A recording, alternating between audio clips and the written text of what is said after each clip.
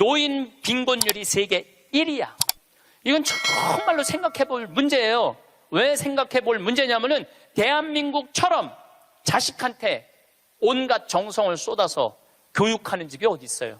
있는 돈 없는 돈, 이 등에 있는 뼈 다 뽑아서, 등골에 있는 뼈를 다 뽑아서 자식들을 교육하는 나라가 대한민국이에요. 그러니까 있는 돈 없는 돈 다 주고 난 다음에 늙어서 자식이 갚아야 되는데 60살에 죽으라고 그러니, 아니 이게 갚을 생각이 전혀 없는 거 아니에요. 그리고 여러분들이 결정적으로 여러분들이 잘못하기 때문에 여러분들 고생하는 거예요. 여러분들 자식들 결혼하면 뭐라 그래? 니네들 우리는 신경 쓰지 말고 니네 둘만 잘 살아. 이거 둘만 잘 살라고 얘기를 하니까 걔네들만 잘 사는 거예요. 그렇게 말하면 안 되죠. 너희들 둘만 잘 살아 이러면은 그 부모는 자식 교육 잘못하는 거예요. 너희들 이제 주위 사람들이랑 화목하게 지내고 부모님 공양 잘하고 애들 잘 키우고 니네들 재능 가지고 나누고 살아. 이렇게 말해도 잘 살까 말까인데 아무것도 신경 쓰지 말고 니네 둘만 잘 살아. 그러니까 아무것도 신경 안 쓰고 둘만 잘 사는 거예요. 그러니까 오늘 이후부터 여러분들 덕담을 해도 그런 덕담은 하지 마세요. 둘만 잘 살라고 그러지 말고 다 같이 잘 살으라고 그래야 돼. 다 같이. 왜 둘만 잘 살아야 돼? 다 같이 잘 살아야지. 대한민국이 왜 돈은 흘러 넘치는데 이 고통을 겪는 줄 알아요? 여러분들이 그렇게 가르쳐서 그래. 너만 1등해. 너만 경쟁해서 이겨야 돼. 둘만 잘 살아. 이 얘기를 하니까 애들이 이기적으로 되는 거예요. 나눌 줄 모르고. 노동시간 세계 1위인 나라가 대한민국이에요. 직장인 스트레스 세계 1위야. 그러니까 돈은 많이 버는데 많이 죽고 늙어서는 우리나라 노인 자살률을 보면은 정말로 앗소리가 나요. 80세 이상 노인 자살률을 보면 세계 단연 1위인데 미국은 80세 이상이 10만 명당 5명 정도 죽어요. 근데 우리나라는 10만 명당 80세 이상이 몇 명이 자살하느냐면 138명이 죽어요. 138명이.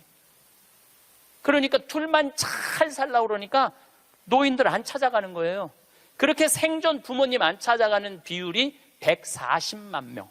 670만 명 중에 부모님 생전 안 찾아가는 자식이 140만 명이 할머니 할아버지들한테 안 찾아가는 거야. 그 할머니들은 내가 보기엔 100번 이렇게 얘기했을 거야. 둘만 잘 살아. 그러니까 안 찾아가는 거예요. 근데 저는 제 주위에 있는 모든 사람들한테 똑같이 하는 얘기가 있어요. 인생은 하고 싶은 걸 하고 살아야 된다. 여기 계신 분들은 하고 싶은 거 못하고 살았어요. 왜? 여기 50, 60, 70대, 특히 60, 70대 여기 우리 자매님들은 대학 가고 싶어도 네가 무슨 대학이야. 오빠가 가야지. 남동생이 가야지.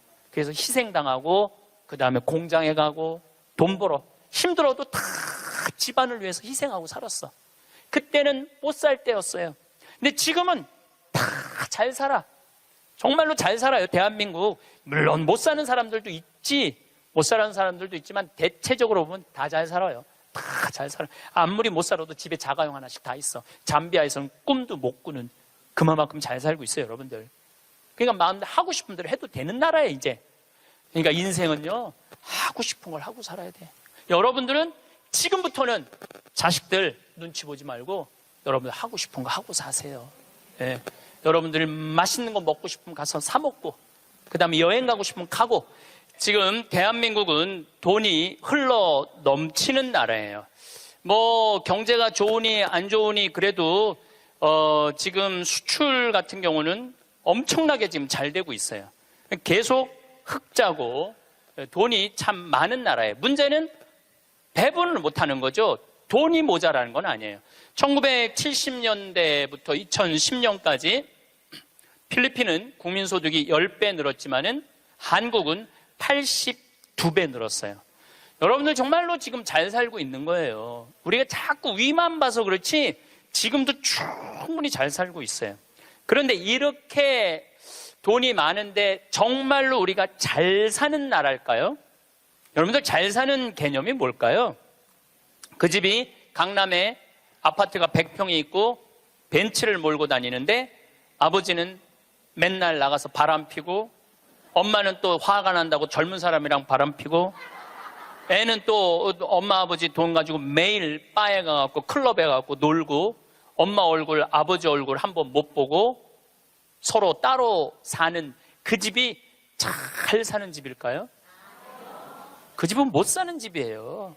우리가 잘 사는 개념을 좀 바꿔야 돼. 그 집 잘 살아.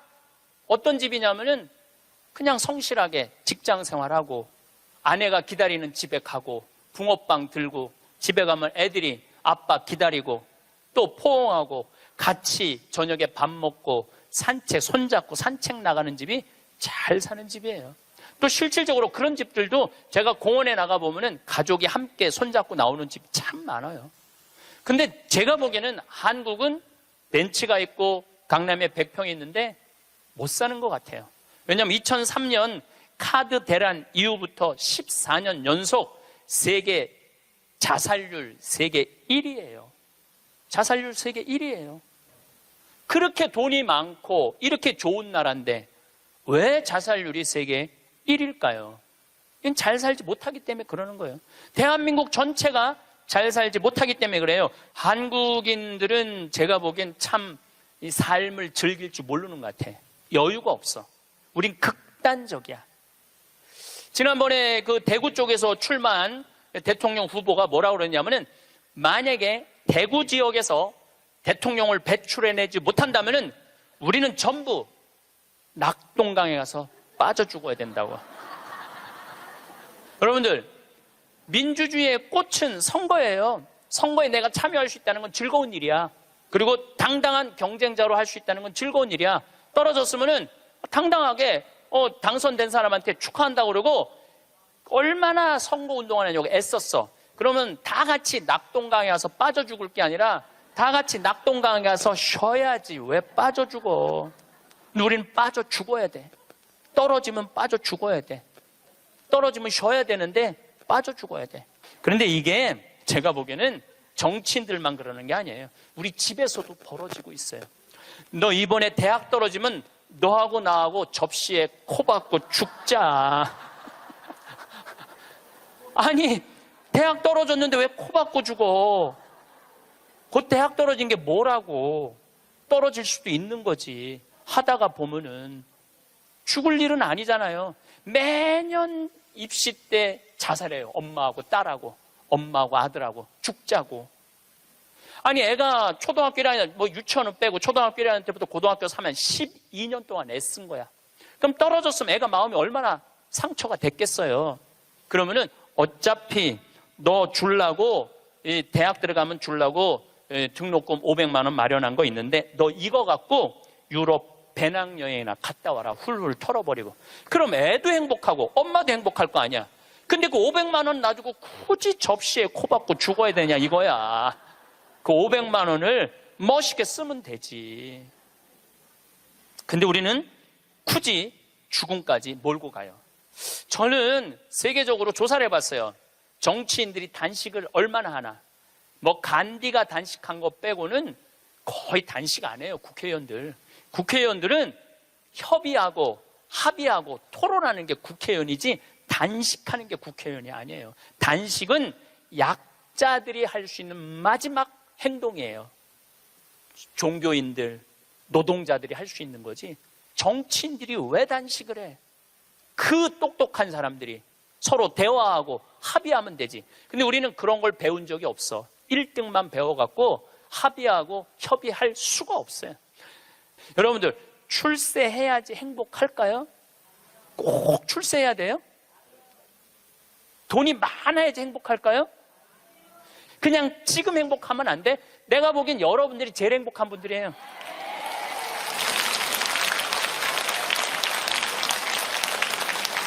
우리가 머릿속에서 대통령을 해야지 행복하다, 돈이 많아야지 행복하다, 이걸 머릿속으로 버려야 돼요. 뭐가 대통령 되기까지 얼마나 스트레스가 많아요.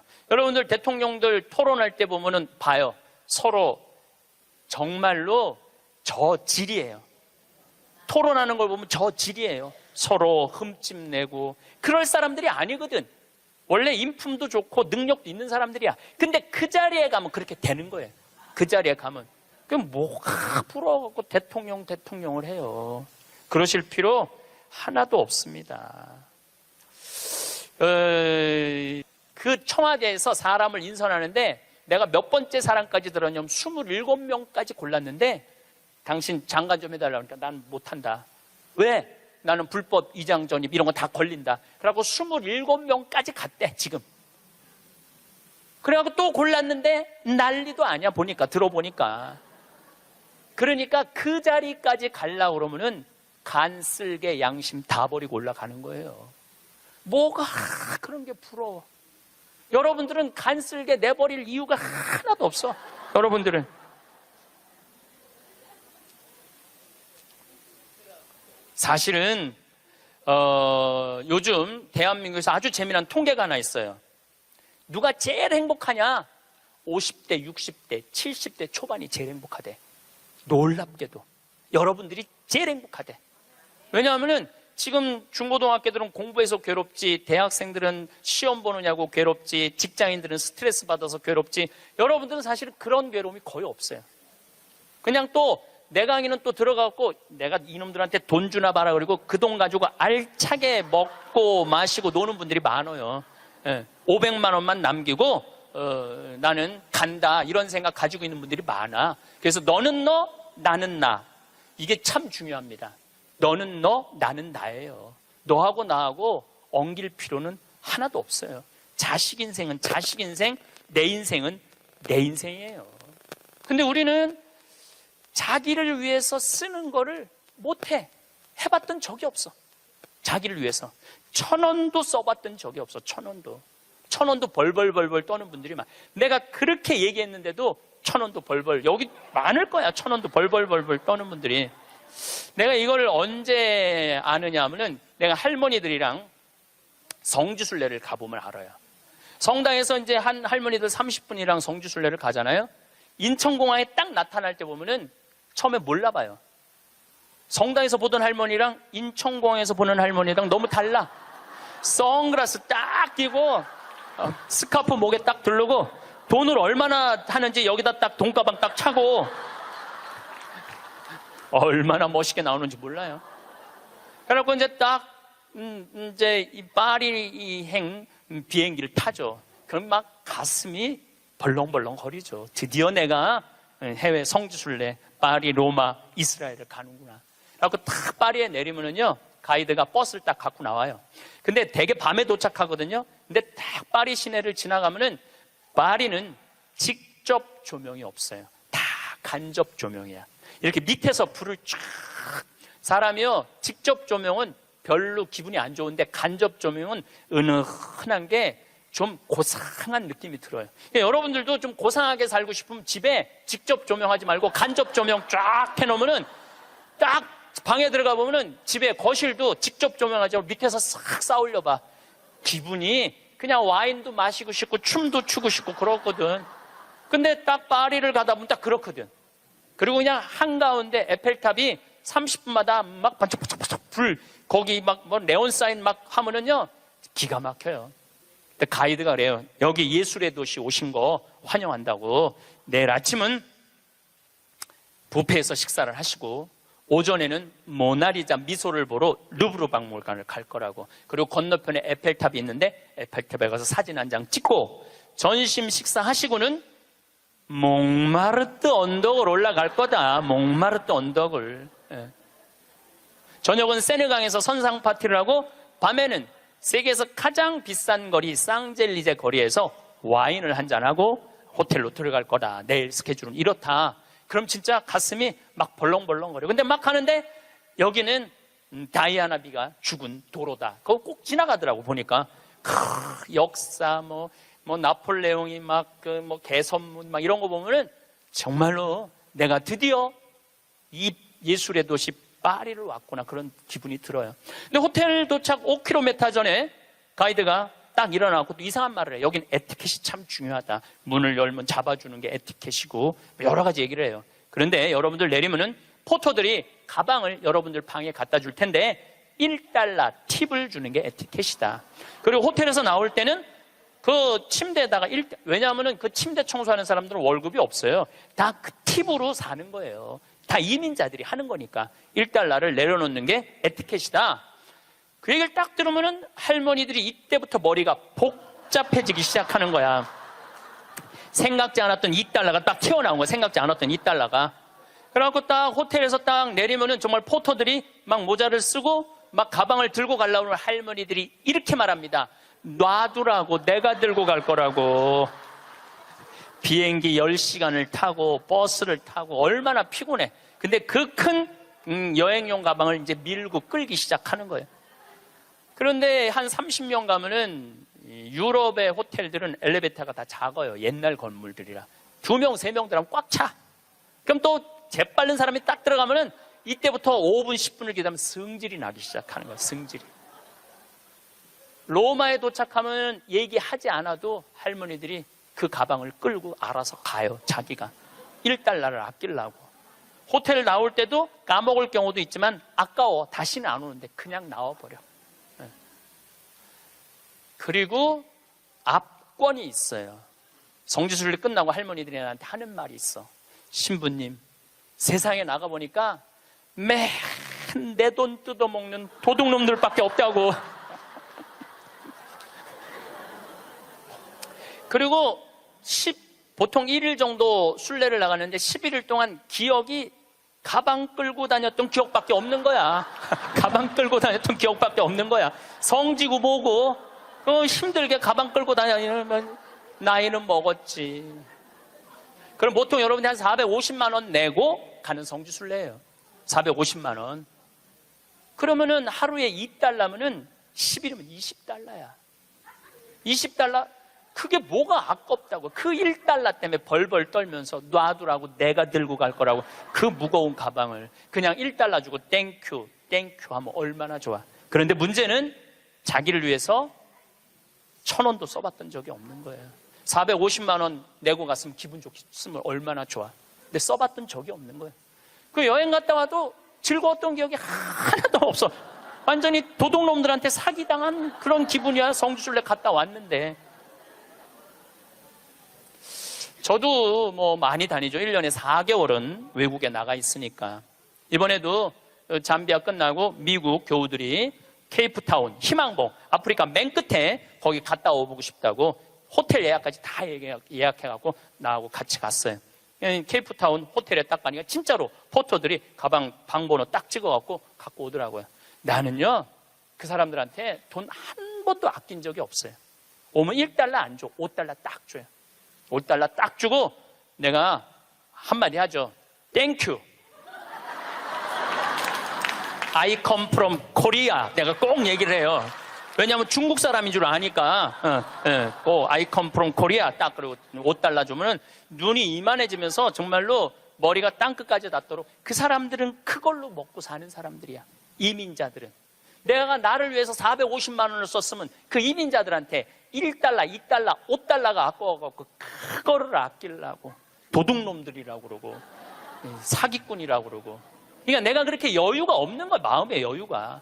이번에도 애틀란타 강의를 마지막으로 했는데 호텔에서 한 4일이 있었어요. 4일이 있었는데 마지막 날은 거기다 내가 10달러 딱 놓고 썼어요. 편지. 그 사람 이민자야.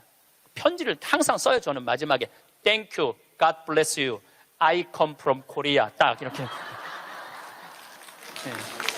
얼마나 좋아. 그거 쓴다고 내가 망하는 것도 아니고. 그 사람은 그걸 받음으로써 하루에 기쁨이 있잖아요. 내가 남에게 무언가를 나눠줄 수 있는 큰 기쁨. 주는 기쁨이 있어야 되는데 우린 끝까지 아껴. 근데 문제는 그걸 아껴갖고 정말 또 행복한 데 쓰면 좋은데 끝까지 아끼다가 죽어. 써보지도 못하고 죽는 분들 많아요. 써보지도 못하고 죽는 분들 많아요. 그러니까 이제 마지막에 죽을 때 뭐라고 그러냐면은 나는 억울해서 못 죽는다고. 나 한번 호강해 보려고 그랬는데 억울해서 못 죽는다고. 호강은 언제 하면 돼? 지금 하면 돼요. 제가 항상 드리는 말씀이지만 내 생일날 내 기억해주는 남편도 없고 자식도 없어. 냉면 먹으면서 눈물 뚝뚝 흘리면서 지질이 복도 없는 년, 냉면 사주는 인간 하나도 없고 내 생일에. 왜 내 생일을 남이 차려줘야 돼. 내가 차려주면 되지. 그렇지 않아요? 그러니까 야, 너 60년 동안 70년 동안 애썼다. 내가 오늘 너한테 한턱 쏠게. 네 태어난 날이니까 그럼 내가 가서 먹으면 되지. 그러니까 지질이 복도 없는 년이 먹는 냉면 맛이랑 내가 한턱 쏘고 먹는 냉면 맛은 냉면 맛 자체가 달라요. 여러분들 정말 1,000원을 쓰더라도 멋있게 써. 폼나게 써요. 냉면을 먹어도 뽐나게 나가서 먹어. 눈물 뚝, 콧물 뚝 흘리고 그러지 말고요. 행복은요, 큰 데 있는 게 아니에요. 대통령 되고 무슨 장관 되고 국회의원 되는다고 그 사람들 안 행복해요. 그 사람들 소리 지르는 거 봐요. 그 사람들 행복하겠어요? 네, 안 행복해요. 부러워할 거 하나 없어요. 이번에 9월 29일부터 10월 10일까지 황금 연휴에 황금 연휴. 발칸 반도를 갔다 왔어요. 체코, 오스트리아, 슬로베니아, 그 다음에 크로아티아, 그 다음에 잠깐 보스니아 이렇게 들렀다 왔어요. 근데 제가 처음 평택 비전동 본당 신부를 할 때 나야 교우들을 너무너무 사랑하죠. 정말로 많이 아끼고 귀하게 여기죠. 정성스럽게 대하죠. 근데 이제 내가 평창에 들어가니까 이제 본당이 없잖아요. 이제 연말만 되면은 나를 찾아오는 비전동 교우들이 있어. 나는 이제 연말이 되면 모든 에너지를 다 빼갖고 아무도 만나기 싫어. 와도 쳐다도 안 봐요. 세배하러 왔는데 무슨 세배냐고. 그런데 10년 동안 내가 보든 안 보든 자기네들끼리 밥 먹고 가도 10년 동안 변함없이 오는 친구들이 있어요. 근데 한 3년 전인가 4년 전에 또 세배라고 왔는데 내가 찬밥 대우를 했는데 마음이 좀 미안하더라고요. 근데 보통 저 같은 경우는 3년, 4년 후까지 스케줄이 보통 이렇게 보거든요. 근데 4년 전에 보니까 2017년 딱 황금 연휴 10일이 딱 걸려 있더라고요. 그래서 정말로 평범한 친구들이에요. 야, 2004년 후에 황금 연휴 10일이 있다. 나하고 그때 내가 온전히 너희들하고 같이 여행 갈게. 그랬더니 이 친구들 한 30명이 한 달에 20만 원씩 3년 동안 개를 모았어. 그러니까 한 달에 20만 원이면 240만 원에 거의 700만 원을 모은 거예요. 여행비는 한 400만 원밖에 안 되는데. 그래갖고 이번에 여행을 갔다 왔어요. 그런데 기가 막히더라고요. 그 성지 나라도 아름답지만은 성지가 너무너무 좋더라고요. 그런데 오스트리아의 마리아 체리라는 성지를 갔어요. 여기저기 너무 다니니까 무슨 성지도 모르고 그냥 계속 가는 거죠. 근데 오후 3시 미사를 이제 경당에서 봉헌하기로 했는데 대성당에 딱 갔는데 대성당은 안 빌려줘요. 우리도 여기 지금 왜 여기 모였는지 알아? 명동 대성당 안 빌려줘서 여기 와 있는 거예요. 대성당은 잘 안 빌려줘요. 그리고 특히 우리같이 조그만 소규모의 순례객은 아예 안 빌려줘. 그것도 동양 사람들은 이게 커뮤니케이션이 안 되니까 더 안 빌려주죠. 근데 딱 성당을 이제 성모님을 이제 경배 드리려고 들어갔는데 크로아티아 사람이야. 여긴 오스트리아 성지인데 전통 복장을 입고 왔는데 브라스 밴드를 데리고 온 거야. 브라스 밴드를 데리고 와갖고 영성체후 묵상을 하는데 무슨 사연인지 모르는데 그냥 우는 거야. 신부도 울고 그 해설자도 울고 솔로한 사람도 울고 밴드들도 울고 교우들도 울고. 근데 그 음악을 연주하는데 너무 아름답더라고요. 근데 제가 2년 전에 이스라엘 성주순례를 갔는데 한 200명하고 갔는데 그중에 천주교 신자 아닌 자매가 하나 왔었어요. 근데 이 성주순례를 하면서 이게 살아있는 예수님을 느낀 거야. 그리고 거기 또 다 가톨릭 성지잖아요. 이분은 종교가 달랐는데. 그런데 거기서 딱 요르단강에서 딱 거기서 천주교 세례를 받겠다는 거야. 그래서 요르단 강물을 퍼서 그 자리에서 세례를 줬어요. 세례명이 보난데 세례를 줬는데 얼마나 내가 세례를 줬으니까 영어로 father라고 그러냐. father, 아버지 아니야, 아버지. 아버지라고 그러면서 얼마나 안부도 잘 묻고 그러는지. 그래서 이번에 성주순례 데리고 갔어요. 성주순례를 데려갔는데 가톨릭 전례를 많이 못 봤잖아요. 근데 이 아름다운 전례를 보고 싶은 거야. 그래서 막 찾아갖고 야 빨리 와서 이거 가톨릭 이런 아름다운 전례가 있다. 그걸 보는데 다 우는 거야. 성가를 부르면서. 근데 그 성당의 그 울림이 얼마나 좋아요. 그 옛날 성당들이 울림이 얼마나 좋아. 뭐 기가 막히더라고. 그걸 한참 보고 있다가 보는데 3시 미사에 내가 제의를 입어야 되는데 5분을 지난 거야. 그래갖고 제의를 못 입었어요. 그래갖고 이제 제의를 입고 그 경당에 가려고 그랬더니 폴란드에서 성지순례 온 신부하고 교우들이 그 경당에 들어가 버린 거야. 그러니까 우리는 미사할 데가 없어진 거예요. 미사할 데가. 그 들어갔는데 어떻게 나오라고 그래? 우리 거니까 나오라고 그럴 수가 있어요. 그런데 우린 산에를 올라가야 되는 거야. 산에를. 대성당은 꿈도 못 꿨고. 그 이제 제대 그 제의실 맞는 형제가 제가 보니까 평신도 갔더라고요. 안 된다고. 저기 산으로 올라가야 된다고. 30분을 또 버스 타고 또 올라가면 우리 스케줄이 다 엉망이 되는 거잖아요. 너무너무. 근데 내 마음에 간절하게 대성당에서 미사를 봉헌하고 싶은 거야. 그 본당 신부가 나왔어요. 대성당에서 미사하고 싶다고. 바실리카거든요.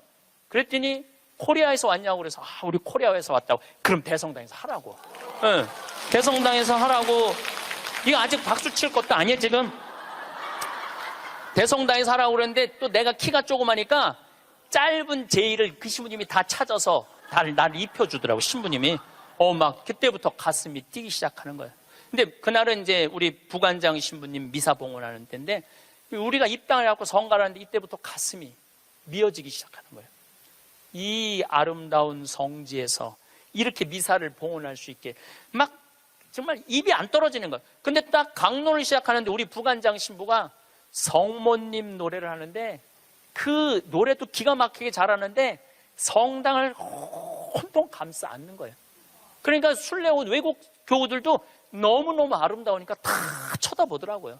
난 눈을 뜰 수가 없었어. 눈 좀 울까봐. 하여튼 너무 은혜로운 미사를 하고 딱 이 성지가 뭔가 봤더니 이 성지는 850년 된 성지야. 그래서 성모님이 여러분들 사진에 있어. 성모님이 예수님을 손으로 이렇게 잡고 있는 그 왕관을 쓰고. 그런데 얼마나 기적이 많이 일어났으면 그 목발이 수백 개가 있었대요. 목발 짚고 왔다가 다 두고 간 거죠. 근데 이제는 너무 기적을 바라갖고 다 친 거야. 다 치고 이제는 2차 세계대전 끝나고 난 다음에 세계 평화를 위해서 기도하라고. 근데 거기에 베네딕토 교황, 프란치스코 교황님이 다 다녀가신 성지야. 거기서 미사를 한 거야. 거기서 미사를 봉헌할 수 있었으니 이게 얼마나 이게 신나는 일이에요.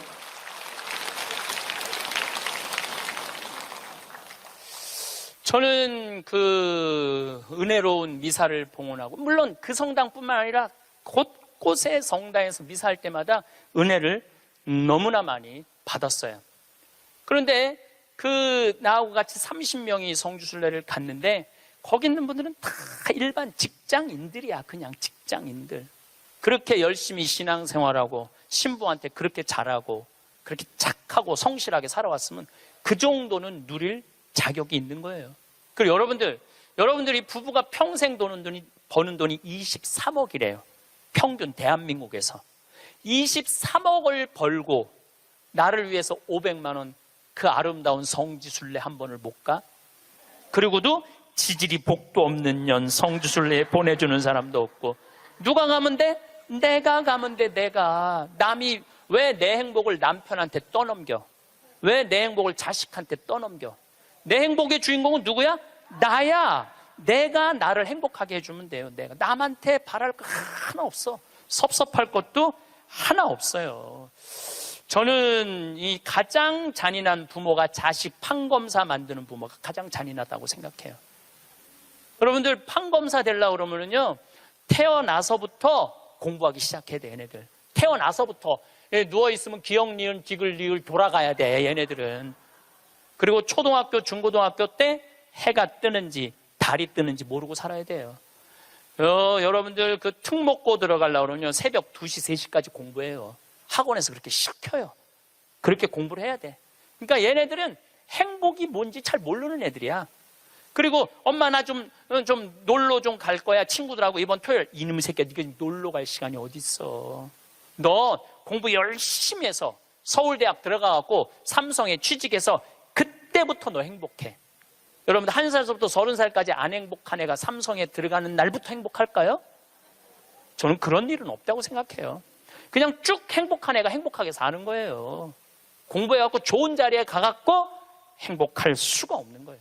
그러면은 대학교 들어가고 사법고시 시험 본다 그러면은요, 정말로 코피 터져가면서 일해야 돼. 공부해야 돼요. 엉덩이에 땀띠 나면서 공부해야 돼. 그래갖고 사법고시를 합격을 했어. 보통 1000명 정도 뽑거든요. 만약에 안 뽑을 때는 500명 뽑고, 연수원에서. 그럼 사법고시 합격했다고 다 판검사 되는 게 아니에요. 1등부터 100등까지 판사, 100등부터 200등까지 검사, 200등부터 1000등까지 변호사야. 변호사 중에 반 이상은 지금 300만 원도 못 번대요. 그렇게 청춘을 다 날리고 학창시절을 다 날렸는데도 돈 못 벌어요. 그러면 정말로 우리 집에 판검사가 나타나고, 평창에는 막 판사가 됐으면, 사법고시 합격하면은요, 읍내 막 이 사법고시 합격, 누구네 집 자녀, 셋째 자녀 합격 막 걸어놓고 난리도 아니야. 정말로 신나요. 우리는 사무관만 승진해도 누구 사무관 축하 막 이렇게 걸어놔요. 그래갖고 판사가 됐어. 그러면은 미래가 창창하고 앞날이 활짝 펼쳐질 것 같아요. 만나는 사람이 누구냐면은 살인범, 강간범, 사기꾼, 강도들 만나는 거예요. 평생. 여러분들, 사람이요, 누구를 만나고 사느냐에 따라서 그 사람의 행복의 질이 결정돼요. 누구를 만나고 사는. 아니, 판사 재판을 해야 되는데 집에 와서도 저놈이 정말 죽였을까 안 죽였을까 이런 생각을 평생 하고 사는 판사가 뭐가 부러워요? 그리고 자기 자식 판사로 밀어넣는 부모가 훌륭한 부모예요? 저는 그렇게 생각하지 않아요. 하고 싶은 일을 하고 살아야 돼. 사람은 하고 싶은 일을. 제일 하고 행복한 사람이 누구냐 하면은 사진 작가래요. 지금 촬영하는 저분들 제일 행복한 분들이래. 사진 작가들 제일 행복하다고 그래요. 아름다운 거 찍잖아요. 그리고 제일 보람을 느끼는 건 성직자들. 신부님, 저 신부님 때문에 자살하려고 그러다가 자살 안 하고 저 지금 잘 살고 있어요. 신부님 때문에 술 끊었어요. 신부님 때문에 우울증 고쳐졌어요. 그런 얘기 들을 때마다 아, 내가 이 자리에 있어야 되겠구나. 그런 생각을 많이 하죠. 제가 이 본당 신부 때 어떤 친구가 있었느냐면 전국 학력고사 수석, 서울대 수석, 법대 수석, 사법연수원 수석한 친구가 있었어요. 20년 전 얘기예요. 근데 이 친구는 다 대법관 후보라고 그랬어. 근데 이 친구는 바로 로펌 회사로 빠졌어요. 법률 회사로. 판사 임용을 신청하지 않았어요. 왜 법률 회사로 빠졌느냐? 그랬더니 하는 말이 신부님, 소신 재판할 자신이 없습니다. 소신 재판할 자신이 없습니다. 자, 여기서 우리가 이거 묵상거리입니다. 어떤 묵상거리냐 하면은 그 똑똑한 애들이, 그 능력 있는 애들이 판사가 돼갖고요, 위에 눈치 봐가면서 재판하는 거예요. 그것처럼 잔인한 일이 어디 있어요? 대개 또 정치 판사가 되면은 내가 이명박 줄에 서야 되느냐, 박근혜 줄에 서야 되느냐, 문재인 줄에 서야 되느냐 이러고 사는 거예요. 여러분들이 그런 고민해요? 내가 이명박 줄에 서야 되느냐, 박근혜 줄에 서야 되느냐, 문재인 줄에 서야 되느냐? 그들의 고뇌에 비하면 여러분들은 행복한 고민하는 거예요. 부러워할 게 뭐 있어? 그러니까 유럽에 내가 그 친구들하고도 얘기를 좀 해보면요, 이 뭐라 그래? 이거 식당에서 이 서빙하는 사람도요, 자기는 이 일이 좋다는 거예요. 나는 이거 하고 여행도 다니고 난 너무너무 즐겁다는 거. 어떠냐면 내가 손님들한테 대접하고 팁 받고 나 행복하게 살고. 그러니까 유럽은 가면 할머니 할아버지 서빙들이 많아요. 할아버지들이 멋있게 넥타이 매고. 근데 우리나라에서는 60된 할아버지가 서빙하면은 저 늙어갖고 저 뭐 하는 짓이냐고 이제까지. 그러니까 제가 말한 너는 너 나는 나야. 그냥 나 생긴 대로 살면은 되는 거야. 뭐 그렇게 남을 부러워할 게 뭐 있어요? 제가 우리 생태마을에 직원이 하나 있어요. 뉴욕에서 온 직원인데 뭐 중국어도 잘하고 영어도 잘하고 일본어도 잘하고 저한테 많은 도움을 주죠. 근데 그 아들이 하나 있는데 이 아들이 메리앤 첫 고등학교를 나왔어요. 케네디가 나온 고등학교예요. 이 학교는 등록금이 1년에 고등학교인데 1억이야. 1년 등록금이 1억. 그러니까 보통 사람들은 못 가는 학교죠. 되게 중동의 귀족들, 왕족들, 미국의 최고 돈 많은 애들이 오는 거예요. 이 학교는 애들이 학교 올 때 자가용 타고 안 온대요. 비행기 타고 오지. 무슨 자가용이야. 근데 이 140년 된 학교인데 우리 그 아들이 그 메리앤 초고등학교에 동양인 최초로 학생 회장이 됐어요. 그리고 얘는 콜롬비아 대학 4년 전액 장학생으로 졸업을 했어. 집이 망해갖고 전액 장학생 졸업했어. 얘는 이제 월가에 가면은 돈방석에 앉는 애예요. 왜 돈방석에 앉느냐면 그 많은 친구들한테 야 여기 펀드 좀 넣어라. 그러면은 수백만 달러를 벌 수 있는 애래요.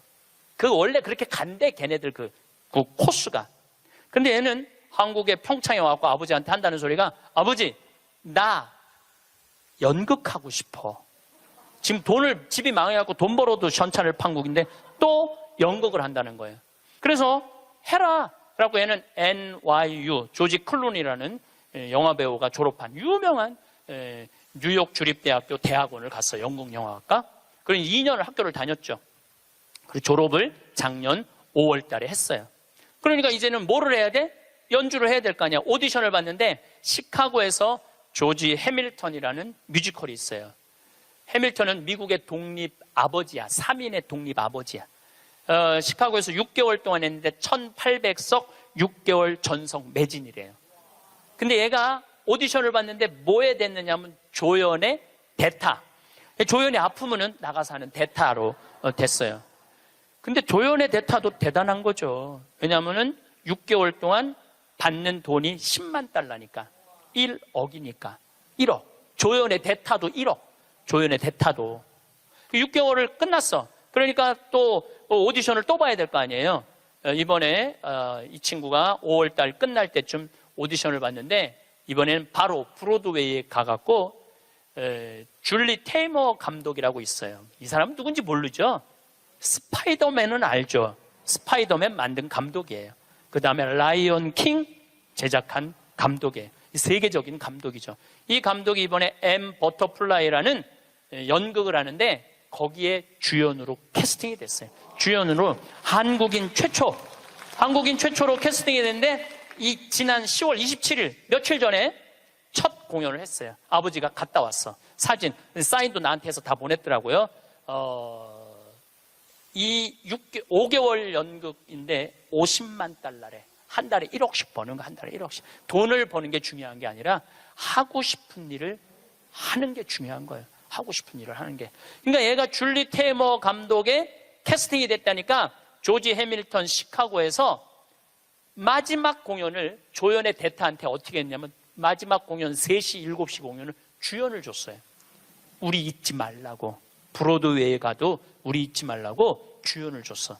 주연을 줬는데 얘는 뮤지컬 배우, 연극 배우로서 치명적인 결함이 있어요. 나보다 키가 조금 더 커요. 그런데 마지막에 공연하는데 커튼콜을 하는데 15분 동안 커튼콜을 앵콜 박수를 치더라고요. 근데 키가 워낙 작으니까 다른 스태프들하고 같이 연극하는 친구들하고 하이파이브를 하는데 뛰어서 하이파이브를 하더라고요. 그런데도 15분 동안 앵콜 커튼콜을 했어요. 이 친구가 나한테 편지했어요. 신부님 정말로 감사하다고. 신부님의 배려, 유머, 내가 많이 웃긴가 봐요 걔한테. 신부님의 유머, 배려, 사랑으로 자기네 가족이 이렇게 행복하게 됐다고. 자기는 돈 많이 벌어서 신부님 생태마을에 돈 갖다 주는 게 자기 미션이래. 미션. 근데 저는 그 친구한테 돈 받을 생각 전혀 없어요. 나는 청국장 팔아서 쓰면 돼. 왜 내가 그 힘들게 버는 돈을 뺏어서 써요. 청국장 팔아서 쓰면 되는데 그 자기가 하고 싶은 일을 하는 그 친구를 보면서 누가 행복하냐면 내가 참 행복하더라고요. 여러분 보면은요, 내가 뉴욕에 강의 갈 때 보면 강사료 다 주고 왔어. 쓰라고. 학비에 $1,000, $2,000. 그러니까 그런 젊은 친구들한테 장학금을 주고 용돈을 주는데 잘 되니까 너무 행복하더라고요. 만약에 이 친구가 증권가에 갔다면 친구들 뒤치다거리 하고 있었을 거예요. 그렇지 않겠어요? 그 친구 술 같이 마셔주고 어려운 일 해결해주고.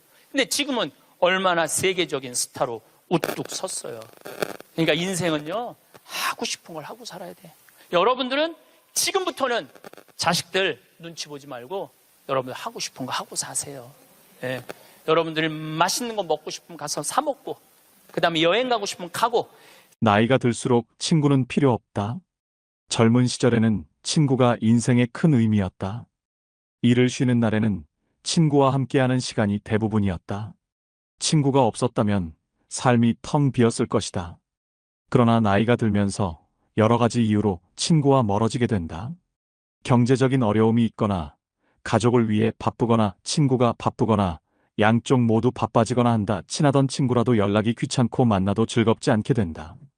어릴 때 친하던 친구도 나이가 들어서 만나면 불편하고 어색하고 지루하다고 느껴진다. 그러다 보면 친구와의 관계가 점점 사라지고 결국 끊어지게 된다. 그래서 주변에 친구가 없어지고 가족이나 혼자 있는 시간이 늘어난다. 그러나 이것은 나이가 들면서 당연히 일어나는 일이다. 시간이 지나면 주변의 사람들이 없어지는 것은 자연스러운 법이다. 주변에 친구가 없어진다고 해서 자신을 탓할 필요는 없다. 이것은 자연의 순리다. 그러므로 그대로 받아들이는 것이 좋다. 나이가 들면 주변 지인들이 점점 줄어든다. 그러나 이것은 친구가 없어지는 것이 아니라 친구가 필요 없어지는 것이다. 가정이 있으면 배우자와 자녀로도 충분하다. 혼자서도 잘 지낼 수 있으면 친구를 만나는 것보다 가족이나 자신과의 시간을 더 소중히 여긴다. 친구를 만나면 자식이나 돈, 뒷담화 등 듣고 싶지 않은 얘기를 듣게 된다. 이런 얘기를 하고 나면 친구와 헤어질 때 기분이 나쁘고 시간을 낭비한 것 같다. 주변 지인들 중에는 욕심이 많거나 질투하거나 잘난 척하는 사람들이 많다. 배려하고 존중하는 친구는 한두 명이나 되겠는가? 노인이 되어 노인정에 가도 마찬가지다.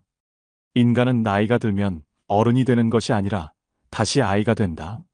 노인정에는 자랑과 싸움뿐이다. 그래서 친구를 만나느니 혼자 즐길 수 있는 것을 찾는다.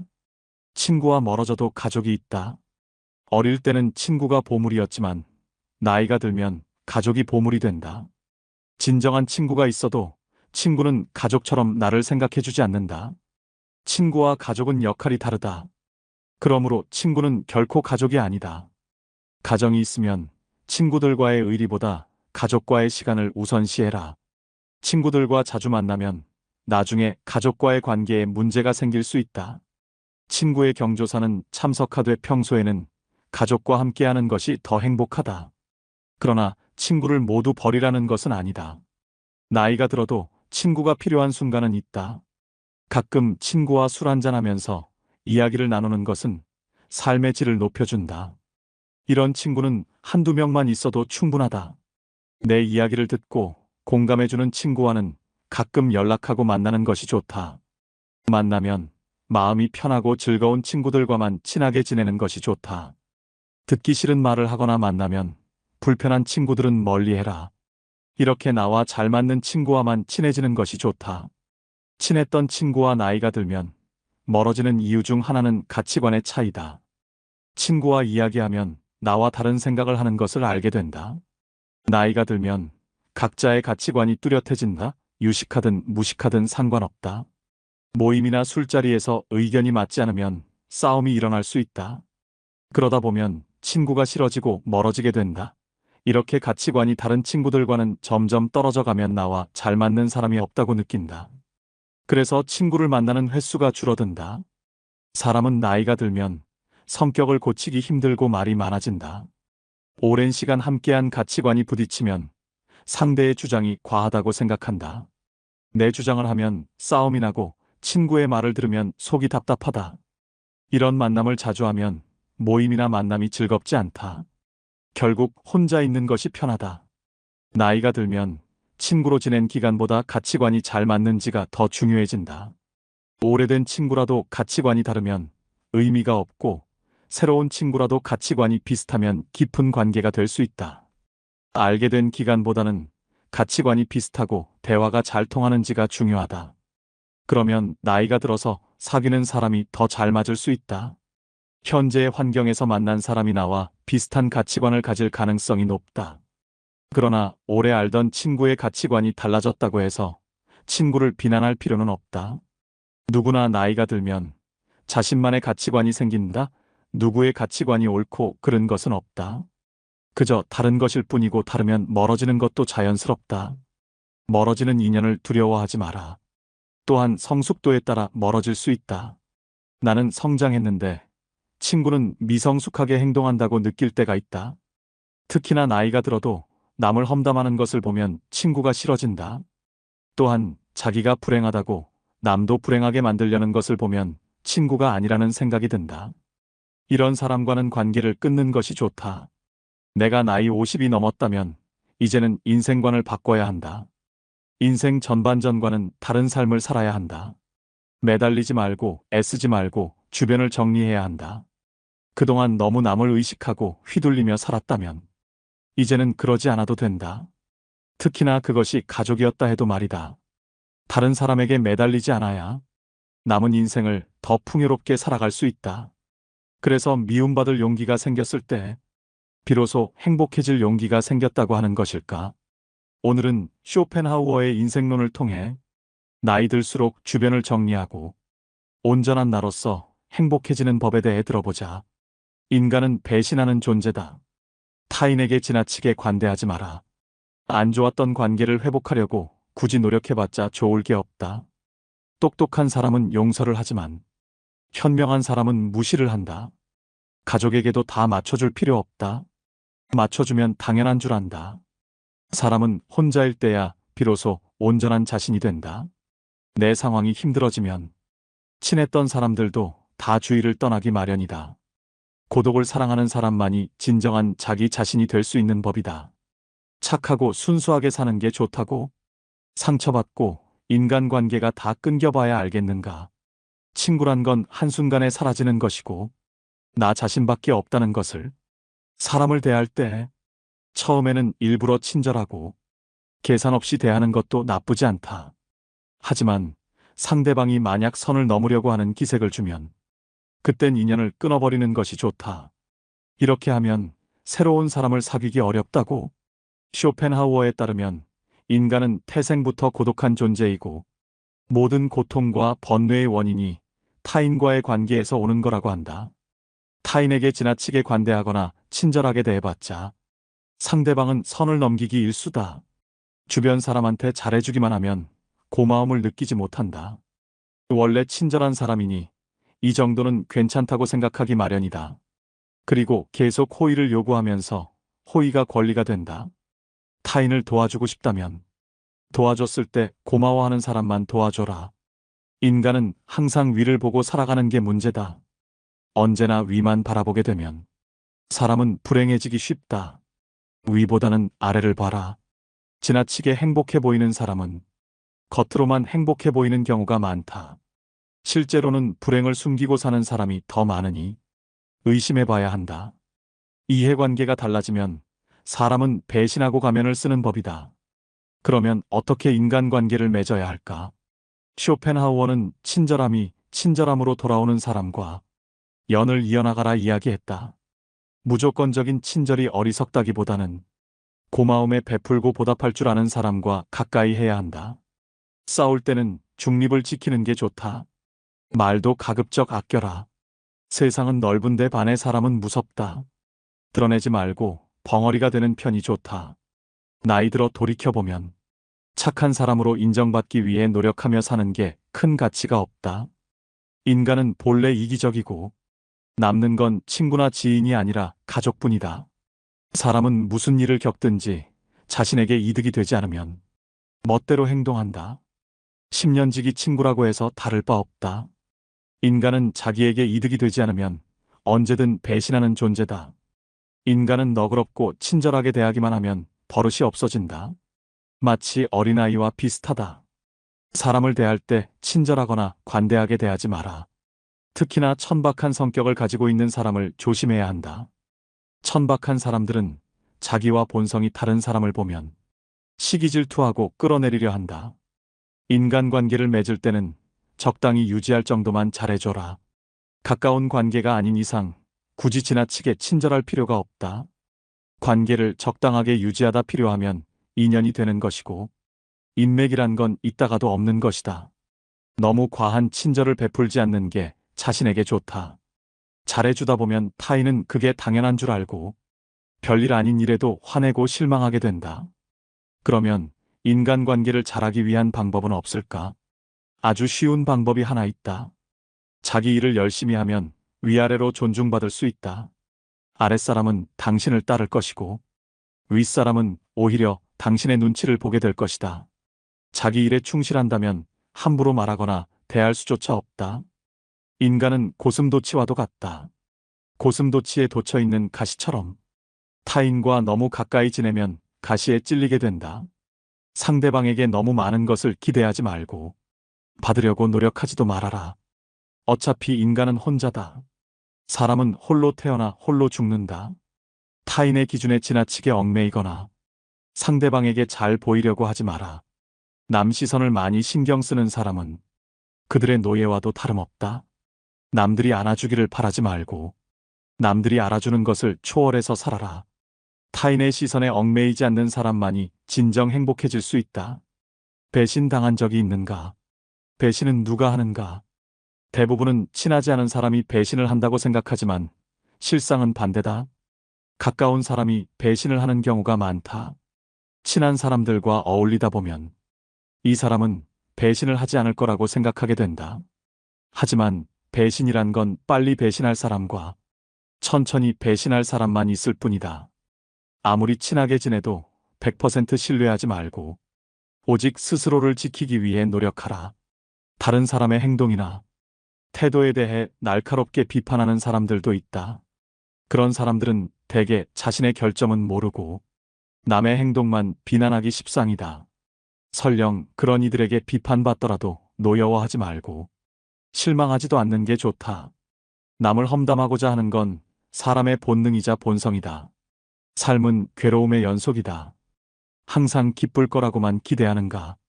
행복이란 건 짧고 스쳐 지나가는 순간에만 느낄 수 있는 것이다. 행복과 쾌락만 쫓아가다 보면 평생 행복이라는 걸 즐길 수가 없게 된다. 삶에는 고통과 불안함이 존재할 수밖에 없음을 받아들여라. 인생의 고난은 평생 동반될 수밖에 없는 것이다. 인간은 기본적으로 혼자 살아가고 혼자 고난을 이겨내고 혼자 죽어가는 존재다. 우리가 종종 혼자 있을 때 편안함을 느끼는 것도 바로 그런 이유에서다. 외로움과 고독의 차이를 아는가?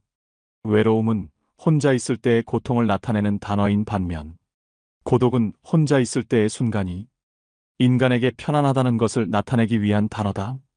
사람은 다른 사람의 시선을 신경 쓰며 타인처럼 살기 위해 인생의 4분의 3을 잃어버린다. 인간이 왜 사람과 어울리고자 하는 본성이 있는지 아는가? 바로 고독이 두려워서 다른 사람들과 어울리고 싶어 한다. 인간관계를 맺는 행위 자체가 즐거워서가 아니라 고독이 두려워서 사람을 사귄다. 나약한 사람들은 자신의 운명을 한탄하며 고독을 즐기는 법을 모르고 사람들만 사귀러 다닌다. 모든 인간은 고독 속에 태어난다. 그리고 고독 속에서 사교 활동을 하려고 하는 존재다.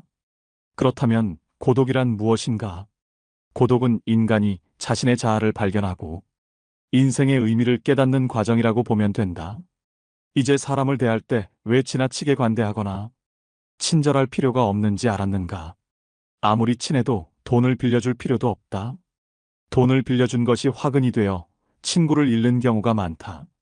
또 상대는 오히려 오만해진다. 10년지기 친구여도 가끔씩 무시하는 태도를 취하는 것도 도움이 된다. 그럼 인간관계를 맺을 때 어떤 자세를 취해야 할까? 상대방이 당신을 필요로 하지 않아도 잘 지낼 수 있도록 내면의 힘을 길러야 한다. 그리고 사람들을 존중하면서도 언행을 조심해라. 어차피 인간의 본성에는 착한 면과 이기적인 면이 동시에 존재한다. 그리고 사람들은 상황이 어려워지면 떠나기 마련이다. 아무리 가까운 사이라도 항상 주변 사람들이 떠날 수 있다는 것을 염두에 두어라. 또 친한 이들을 경계해라. 친한 이들에게 속거나 당하는 경우가 대부분이기 때문이다. 타인의 좋은 면만 보고 신뢰하는 것은 좋지 않다. 타인에 대한 기대치를 낮춰라. 인간은 본래 이기적이기에 그런 이기주의는 타인에 대한 존중심과 배려심을 낮춘다. 외로움을 받아들이고 타인에게 의존하지 마라. 이렇게 힘든 시기를 견뎌내는 것은 어려운 일이다. 하지만 이러한 시기를 통해 우리는 더욱 성장하고 더욱 강인해질 수 있다. 스스로의 강인함을 길러나가면서 우리는 더욱 자신감을 가지게 되고 어려운 상황에서도 극복할 수 있는 힘을 키우게 된다. 당신의 외로움과 공허함을 채울 수 있는 방법은 많다. 가족, 친구, 취미 등 다양한 것들이 있을 것이다. 또한 당신의 인생에서 가장 소중한 것은 무엇인가? 이러한 질문에 답을 생각해보며 당신의 인생에 대한 명확한 목표를 설정해보는 것도 좋은 방법이 될 수 있다. 이를 통해 우리는 당신의 고통과 외로움을 극복할 수 있는 더 나은 방법들을 찾아낼 수 있게 된다. 강한 사람이란 고독과 외로움을 견뎌내는 사람이다. 그러나 우리는 단지 고독과 외로움을 견뎌내는 것만으로는 충분하지 않다. 더욱 중요한 것은 무엇인지 아는가? 우리는 고통과 고독의 의미를 알고 이를 극복하기 위해 노력하는 사람 되어야 한다. 이를 통해 우리는 더욱 강인하고 더욱 자신감을 가지게 되며 어려운 상황에서도 우리의 인내력과 근성을 발휘할 수 있게 된다. 인생이란 하나의 실험실과도 같다. 실험실에서 화학 연구가 이루어지듯 인간은 삶이라는 실험실에서 경험을 통해 배우고 성장한다. 언제나 나에게 없는 것만을 생각하고 이를 갈망하는 것은 인간의 본성 중 하나다. 그러나 이러한 태도가 인생을 더욱 비참하게 만든다. 인생을 즐기기 위해서는 현재의 삶을 즐기는 것이 무엇보다 중요하다. 미래에 대한 불확실성은 인간이 직면하는 가장 어려운 문제 중 하나이다. 인간이 가장 무서워하고 두려워하는 것이 한치 앞을 볼 수 없는 불확실성이기 때문이다. 고독과 외로움이라는 문제를 극복하기 위해서는 끊임없이 노력해라. 인간은 불행한 존재가 아니라 도전하는 존재다. 그리고 이러한 도전이 인간의 삶을 더욱 풍요롭게 만든다. 따라서 우리는 마지막 실성에 시달리는 것이 아니라 끊임없이 발전하고 도전하는 삶을 살아가야 한다. 절교한 친구와는 화해하지 않는 것이 좋다는 로마의 격언이 있다. 이는 인간의 성격과 개성이 태어날 때부터 결정되기 때문이다. 갖고 태어난 성격은 죽을 때까지 지니게 되며 내재적인 본능에 따라 행동을 하게 된다. 그러므로 한번 절교한 친구와 화해하게 된다면 같은 상황에서 같은 행동을 되풀이하게 될 가능성이 높다. 이를 방지하기 위해서는 배신자라고 비난하거나 그때는 그럴 줄 몰랐다고 말하는 것보다는 화해하지 않는 것이 옳다. 고독을 사랑하는 습관을 가져야 한다. 다른 사람들과 다르게 뛰어난 개성을 지닌 사람들은 그러한 성향 때문에 본질적으로 고독에 빠지기 쉽다. 그러나 그들이 가진 이러한 성향은 타고난 것이다. 나이가 들면서 오히려 그것이 자유롭고 편안한 기분을 갖게 된다. 이러한 고독의 습관을 더하여 자기 자신을 친구로 생각하는 습관까지 가진다면 그것이 제2의 천성이 되기도 한다. 더불어 고독한 시간을 보내는 것은 창의력을 높이는 데 도움이 된다. 더 많은 시간을 혼자 보내면서 내면의 생각과 감정을 탐구하고 자신만의 독특한 아이디어를 발견할 수 있다. 고독은 자신의 생각을 깊이 있게 탐구할 수 있는 시간과 공간을 제공한다. 이러한 많은 고독한 시간을 가진다면 더 많은 창의적인 아이디어와 해결책을 발견할 수 있을 것이다. 또한 고독한 시간을 보내면서 자신의 감정을 더 잘 이해할 수 있으며 자신을 더 잘 알 수 있다. 따라서 고독을 사랑하는 습관을 가져야 한다. 더 많은 고독한 시간을 보내며 자신과 친구가 되어야 한다. 이러한 방식으로 고독은 자유롭고 창의적인 삶을 위한 좋은 도구가 될 수 있다. 당연히 젊은 시절에는 고독을 사랑하는 습관을 가질 수 있는 것이 쉽지 않다. 그러나 이제는 그런 마음이 아주 편안하고 간단한 것들이 될 수 있다는 것을 알아야 한다. 고독이라는 마음은 마치 물을 만난 물고기처럼 아주 자연스럽게 되는 것이다. 사실 자기 자신 속에 많은 것을 가진 사람은 타인에게 기대지 않는다. 내면의 자아가 텅 빈 사람일수록 외모에서 끊임없는 자극을 구하려 한다. 그러나 자신의 내면이 풍부하다면 자신의 인생의 주인이 되어 자신의 내면에서도 즐거움과 행복을 찾을 수 있다. 이를 통해 자기 자신을 이해하고 자신의 감정을 인식하고 자신의 생각을 이해할 수 있다. 그리고 외부 세계와 상호작용할 때 더욱 성공적이고 만족하는 인생을 살아갈 수 있다.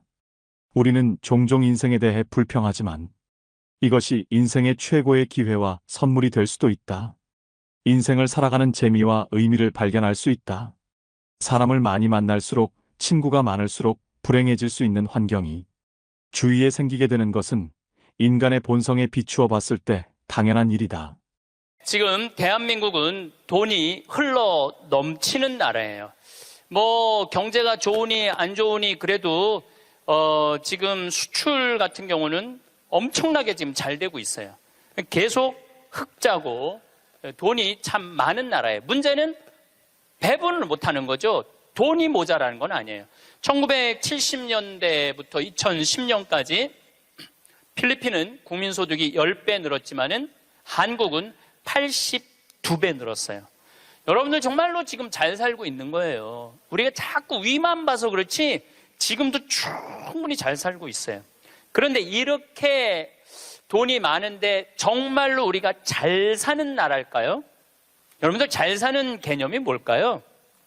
그 집이 강남에 아파트가 100평이 있고 벤츠를 몰고 다니는데 아버지는 맨날 나가서 바람 피고 엄마는 또 화가 난다고 젊은 사람이랑 바람 피고 애는 또 엄마 아버지 돈 가지고 매일 바에 가갖고 클럽에 가갖고 놀고 엄마 얼굴 아버지 얼굴 한번 못 보고 서로 따로 사는 그 집이 잘 사는 집일까요?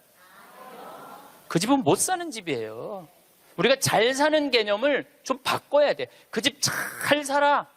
어떤 집이냐면은 그냥 성실하게 직장 생활하고 아내가 기다리는 집에 가고 붕어빵 들고 집에 가면 애들이 아빠 기다리고 또 포옹하고 같이 저녁에 밥 먹고 산책 손잡고 산책 나가는 집이 잘 사는 집이에요. 또 실질적으로 그런 집들도 제가 공원에 나가보면은 가족이 함께 손잡고 나오는 집이 참 많아요. 근데 제가 보기에는 한국은 벤츠가 있고 강남에 100평이 있는데 못 사는 것 같아요. 왜냐하면 2003년 카드 대란 이후부터 14년 연속 세계 자살률 세계 1위예요. 자살률 세계 1위예요. 그렇게 돈이 많고 이렇게 좋은 나라인데 왜 자살률이 세계 1위일까요? 이건 잘 살지 못하기 때문에 그러는 거예요. 대한민국 전체가 잘 살지 못하기 때문에 그래요. 한국인들은 제가 보기엔 참 이 삶을 즐길 줄 모르는 것 같아. 여유가 없어. 우린 극단적이야. 지난번에 그 대구 쪽에서 출마한 대통령 후보가 뭐라고 그러냐면은 만약에 대구 지역에서 대통령을 배출해내지 못한다면은 우리는 전부 낙동강에 가서 빠져 죽어야 된다고. 여러분들, 민주주의의 꽃은 선거예요. 선거에 내가 참여할 수 있다는 건 즐거운 일이야. 그리고 당당한 경쟁자로 할 수 있다는 건 즐거운 일이야. 떨어졌으면은 당당하게 당선된 사람한테 축하한다고 그러고 얼마나 선거운동을 하냐고 애썼어. 그러면 다 같이 낙동강에 가서 빠져 죽을 게 아니라 다 같이 낙동강에 가서 쉬어야지. 왜 빠져 죽어? 우리는 빠져 죽어야 돼. 떨어지면 빠져 죽어야 돼. 떨어지면 쉬어야 되는데 빠져 죽어야 돼. 그런데 이게 제가 보기에는 정치인들만 그러는 게 아니에요. 우리 집에서도 벌어지고 있어요. 너 이번에 대학 떨어지면 너하고 나하고 접시에 코 박고 죽자. 아니, 대학 떨어졌는데 왜 코 박고 죽어? 곧 대학 떨어진 게 뭐라고? 떨어질 수도 있는 거지. 하다가 보면은 죽을 일은 아니잖아요. 매년 입시 때 자살해요. 엄마하고 딸하고 엄마하고 아들하고 죽자고. 아니 애가 초등학교 1학년 뭐 유치원은 빼고 초등학교 1학년 때부터 고등학교 3학년 12년 동안 애쓴 거야. 그럼 떨어졌으면 애가 마음이 얼마나 상처가 됐겠어요.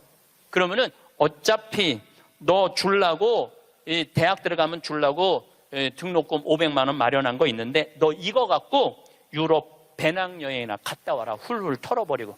그럼 애도 행복하고 엄마도 행복할 거 아니야. 근데 그 500만 원 놔두고 굳이 접시에 코 박고 죽어야 되냐 이거야. 그 500만 원을 멋있게 쓰면 되지. 근데 우리는 굳이 죽음까지 몰고 가요. 저는 세계적으로 조사를 해봤어요. 정치인들이 단식을 얼마나 하나.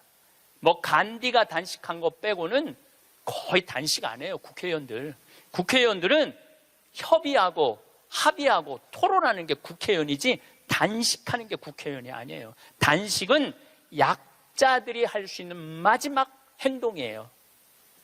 종교인들, 노동자들이 할 수 있는 거지. 정치인들이 왜 단식을 해? 그 똑똑한 사람들이 서로 대화하고 합의하면 되지. 근데 우리는 그런 걸 배운 적이 없어. 1등만 배워갖고 합의하고 협의할 수가 없어요. 여러분들, 출세해야지 행복할까요? 꼭 출세해야 돼요? 돈이 많아야지 행복할까요? 그냥 지금 행복하면 안 돼? 내가 보기엔 여러분들이 제일 행복한 분들이에요.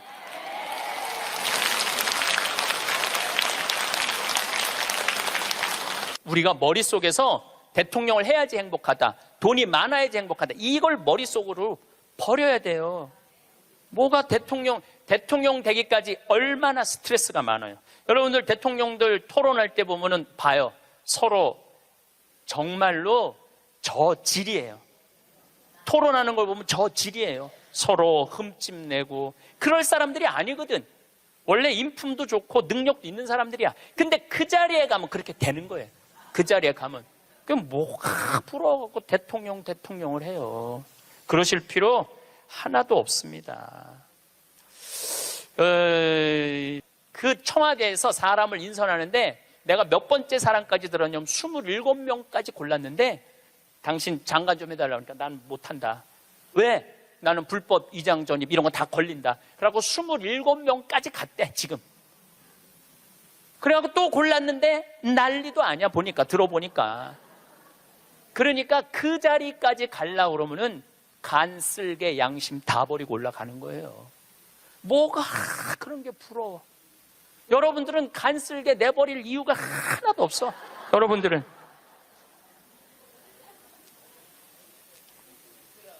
사실은 요즘 대한민국에서 아주 재미난 통계가 하나 있어요. 누가 제일 행복하냐? 50대, 60대, 70대 초반이 제일 행복하대. 놀랍게도 여러분들이 제일 행복하대. 왜냐하면은 지금 중고등학교들은 공부해서 괴롭지, 대학생들은 시험 보느냐고 괴롭지, 직장인들은 스트레스 받아서 괴롭지, 여러분들은 사실은 그런 괴로움이 거의 없어요. 그냥 또 내 강의는 또 들어가고 내가 이놈들한테 돈 주나 봐라 그리고 그 돈 가지고 알차게 먹고 마시고 노는 분들이 많아요. 500만 원만 남기고 나는 간다 이런 생각 가지고 있는 분들이 많아. 그래서 너는 너, 나는 나. 이게 참 중요합니다. 너는 너, 나는 나예요. 너하고 나하고 엉길 필요는 하나도 없어요. 자식 인생은 자식 인생, 내 인생은 내 인생이에요. 근데 우리는 자기를 위해서 쓰는 거를 못해. 해봤던 적이 없어. 자기를 위해서 1,000원도 써봤던 적이 없어. 1,000원도 벌벌 떠는 분들이 많아. 내가 그렇게 얘기했는데도 1,000원도 벌벌, 여기 많을 거야. 1,000원도 벌벌 떠는 분들이. 내가 이걸 언제 아느냐 하면은 내가 할머니들이랑 성지순례를 가보면 알아요. 성당에서 이제 한 할머니들 30분이랑 성지순례를 가잖아요. 인천공항에 딱 나타날 때 보면은 처음에 몰라봐요. 성당에서 보던 할머니랑 인천공항에서 보는 할머니랑 너무 달라. 선글라스 딱 끼고 스카프 목에 딱 두르고 돈을 얼마나 하는지 여기다 딱 돈가방 딱 차고 얼마나 멋있게 나오는지 몰라요. 그래갖고 이제 딱 이제 이 파리행 비행기를 타죠. 그럼 막 가슴이 벌렁벌렁 거리죠. 드디어 내가 해외 성지순례 파리, 로마, 이스라엘을 가는구나. 그래갖고 딱 파리에 내리면은요 가이드가 버스를 딱 갖고 나와요. 근데 되게 밤에 도착하거든요. 근데 딱 파리 시내를 지나가면은 파리는 직접 조명이 없어요. 다 간접 조명이야. 이렇게 밑에서 불을 쫙. 사람이요 직접 조명은 별로 기분이 안 좋은데 간접 조명은 은은한 게 좀 고상한 느낌이 들어요. 그러니까 여러분들도 좀 고상하게 살고 싶으면 집에 직접 조명하지 말고 간접 조명 쫙 해놓으면은 딱 방에 들어가 보면은 집에 거실도 직접 조명하지 말고 밑에서 싹 쌓으려 봐. 기분이 그냥 와인도 마시고 싶고 춤도 추고 싶고 그렇거든. 근데 딱 파리를 가다 보면 딱 그렇거든. 그리고 그냥 한가운데 에펠탑이 30분마다 막 반짝반짝 불, 거기 막 뭐 네온사인 막 하면은요, 기가 막혀요. 근데 가이드가 그래요. 여기 예술의 도시 오신 거 환영한다고. 내일 아침은 뷔페에서 식사를 하시고, 오전에는 모나리자 미소를 보러 루브르 박물관을 갈 거라고. 그리고 건너편에 에펠탑이 있는데 에펠탑에 가서 사진 한 장 찍고, 점심 식사하시고는 몽마르트 언덕을 올라갈 거다. 몽마르트 언덕을. 예. 저녁은 세느강에서 선상 파티를 하고, 밤에는 세계에서 가장 비싼 거리 쌍젤리제 거리에서 와인을 한잔하고 호텔로 들어갈 거다. 내일 스케줄은 이렇다. 그럼 진짜 가슴이 막 벌렁벌렁거려. 근데 막 하는데 여기는 다이아나비가 죽은 도로다. 그거 꼭 지나가더라고 보니까. 역사 뭐 나폴레옹이 막 개선문 막 이런 거 보면은 정말로 내가 드디어 이 예술의 도시 파리를 왔구나, 그런 기분이 들어요. 근데 호텔 도착 5km 전에 가이드가 딱 일어나고 또 이상한 말을 해요. 여긴 에티켓이 참 중요하다. 문을 열면 잡아주는 게 에티켓이고 여러 가지 얘기를 해요. 그런데 여러분들 내리면은 포터들이 가방을 여러분들 방에 갖다 줄 텐데 $1 팁을 주는 게 에티켓이다. 그리고 호텔에서 나올 때는 그 침대에다가 왜냐하면은 그 침대 청소하는 사람들은 월급이 없어요. 다 그 팁으로 사는 거예요. 다 이민자들이 하는 거니까 $1를 내려놓는 게 에티켓이다. 그 얘기를 딱 들으면은 할머니들이 이때부터 머리가 복잡해지기 시작하는 거야. 생각지 않았던 $2가 딱 튀어나온 거야. 생각지 않았던 $2가.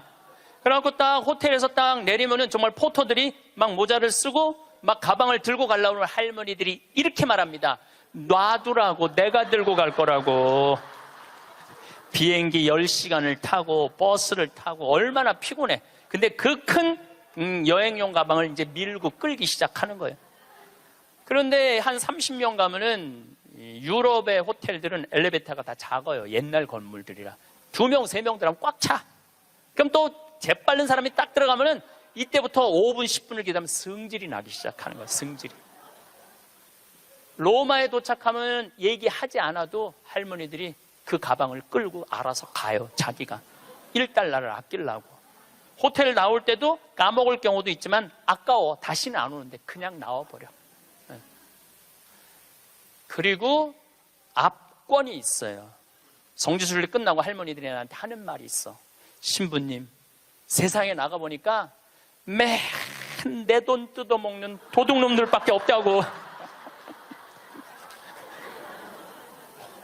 그리고 보통 1일 정도 순례를 나가는데 11일 동안 기억이 가방 끌고 다녔던 기억밖에 없는 거야. 가방 끌고 다녔던 기억밖에 없는 거야. 성지고 뭐고 힘들게 가방 끌고 다니면 나이는 먹었지. 그럼 보통 여러분이 한 450만 원 내고 가는 성지순례예요.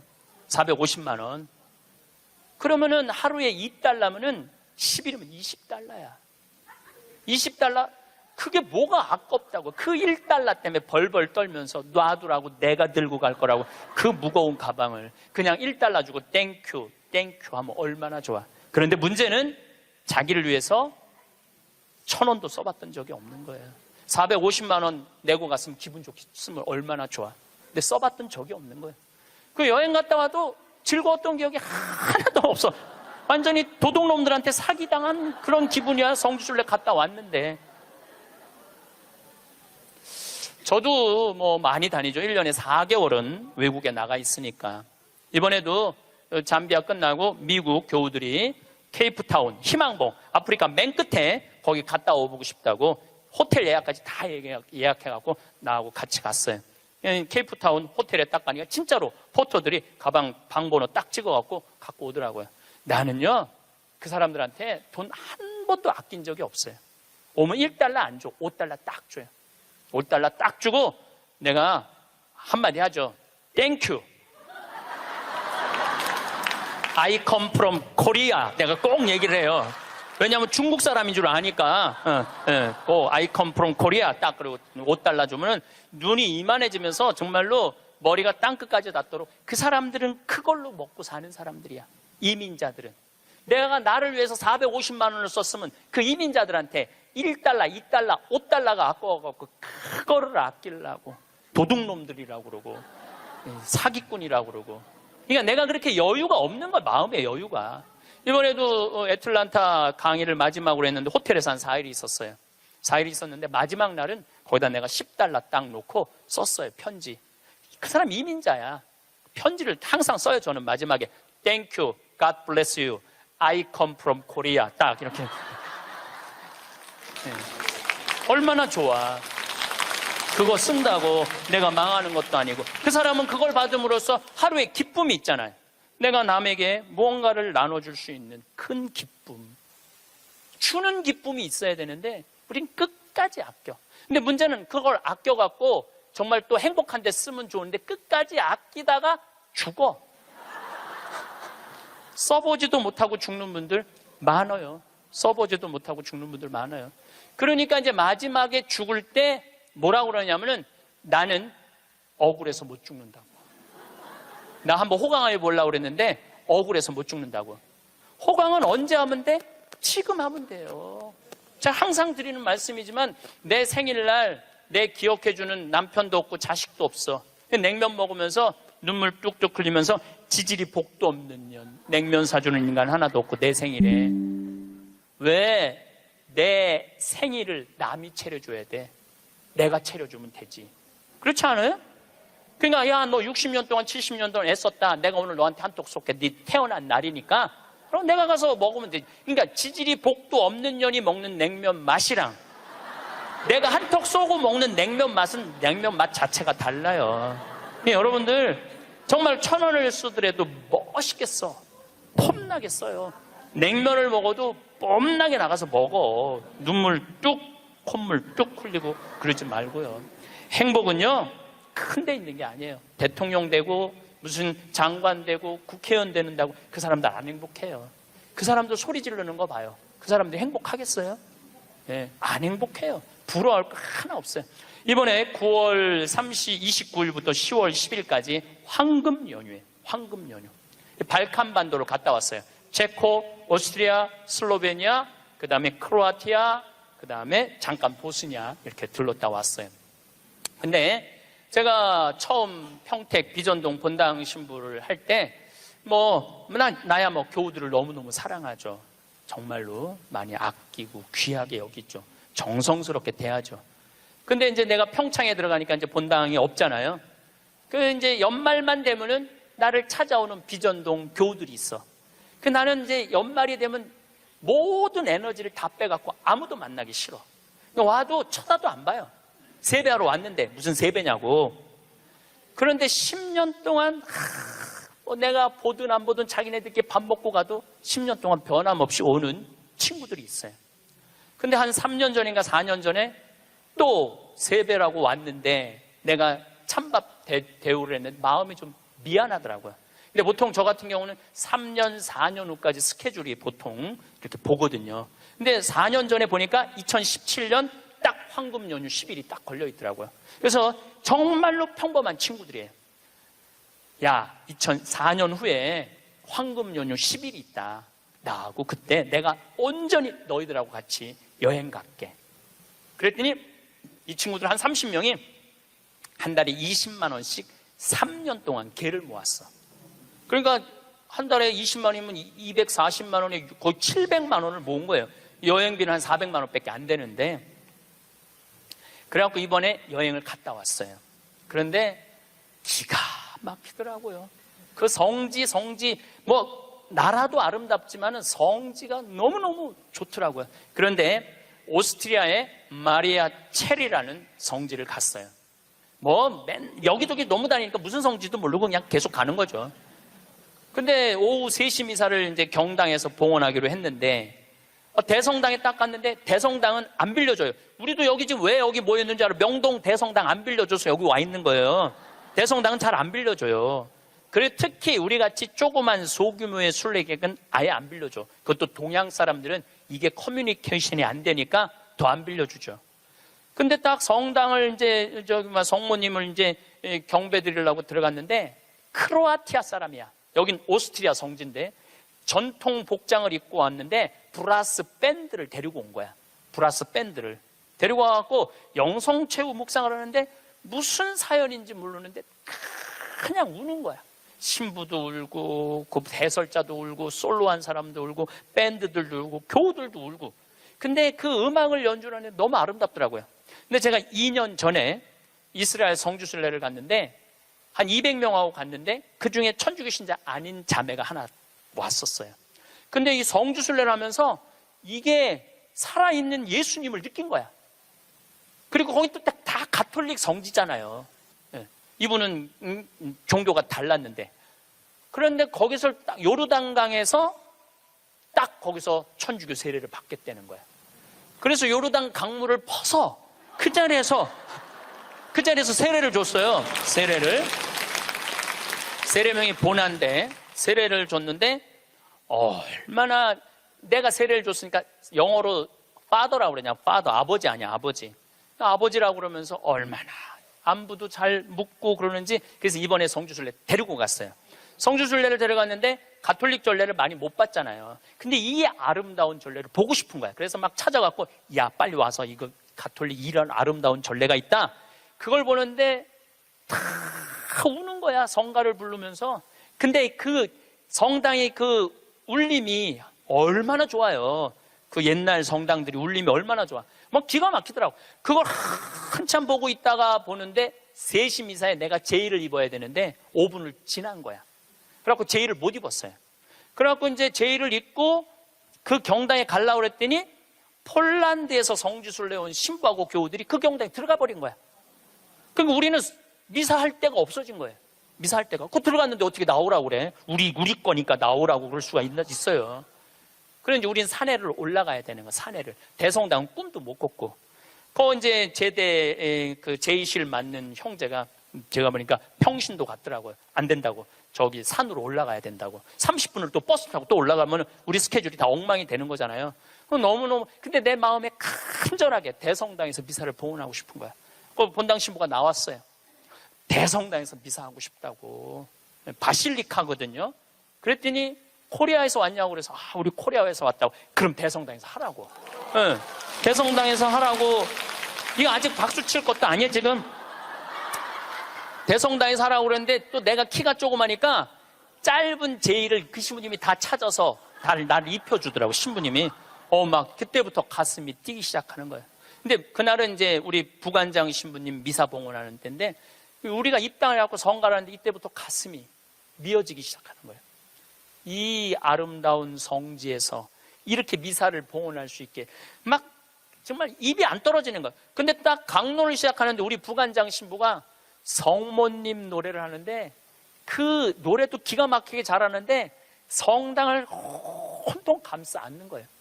그러니까 순례 온 외국 교우들도 너무너무 아름다우니까 다 쳐다보더라고요. 난 눈을 뜰 수가 없었어. 눈 좀 울까봐. 하여튼 너무 은혜로운 미사를 하고 딱 이 성지가 뭔가 봤더니 이 성지는 850년 된 성지야. 그래서 성모님이 여러분들 사진에 있어. 성모님이 예수님을 손으로 이렇게 잡고 있는 그 왕관을 쓰고. 그런데 얼마나 기적이 많이 일어났으면 그 목발이 수백 개가 있었대요. 목발 짚고 왔다가 다 두고 간 거죠. 근데 이제는 너무 기적을 바라갖고 다 친 거야. 다 치고 이제는 2차 세계대전 끝나고 난 다음에 세계 평화를 위해서 기도하라고. 근데 거기에 베네딕토 교황, 프란치스코 교황님이 다 다녀가신 성지야. 거기서 미사를 한 거야. 거기서 미사를 봉헌할 수 있었으니 이게 얼마나 이게 신나는 일이에요.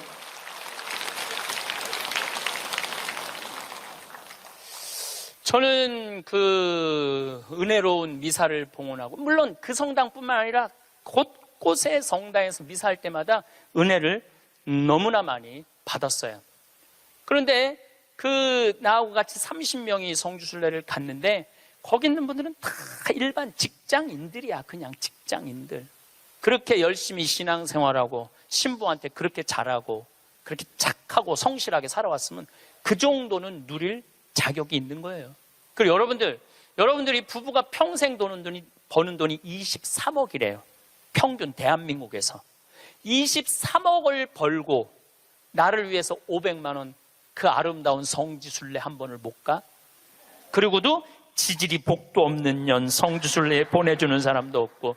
누가 가면 돼? 내가 가면 돼. 내가. 남이 왜 내 행복을 남편한테 떠넘겨? 왜 내 행복을 자식한테 떠넘겨? 내 행복의 주인공은 누구야? 나야. 내가 나를 행복하게 해주면 돼요. 내가 남한테 바랄 거 하나 없어. 섭섭할 것도 하나 없어요. 저는 이 가장 잔인한 부모가 자식 판검사 만드는 부모가 가장 잔인하다고 생각해요. 여러분들 판검사 되려고 그러면요, 태어나서부터 공부하기 시작해야 돼. 얘네들 태어나서부터 누워있으면 기역, 니은, 디귿, 리을 돌아가야 돼. 얘네들은. 그리고 초등학교, 중고등학교 때 해가 뜨는지 달이 뜨는지 모르고 살아야 돼요. 여러분들 그 특목고 들어가려고 그러면 새벽 2시, 3시까지 공부해요. 학원에서 그렇게 시켜요. 그렇게 공부를 해야 돼.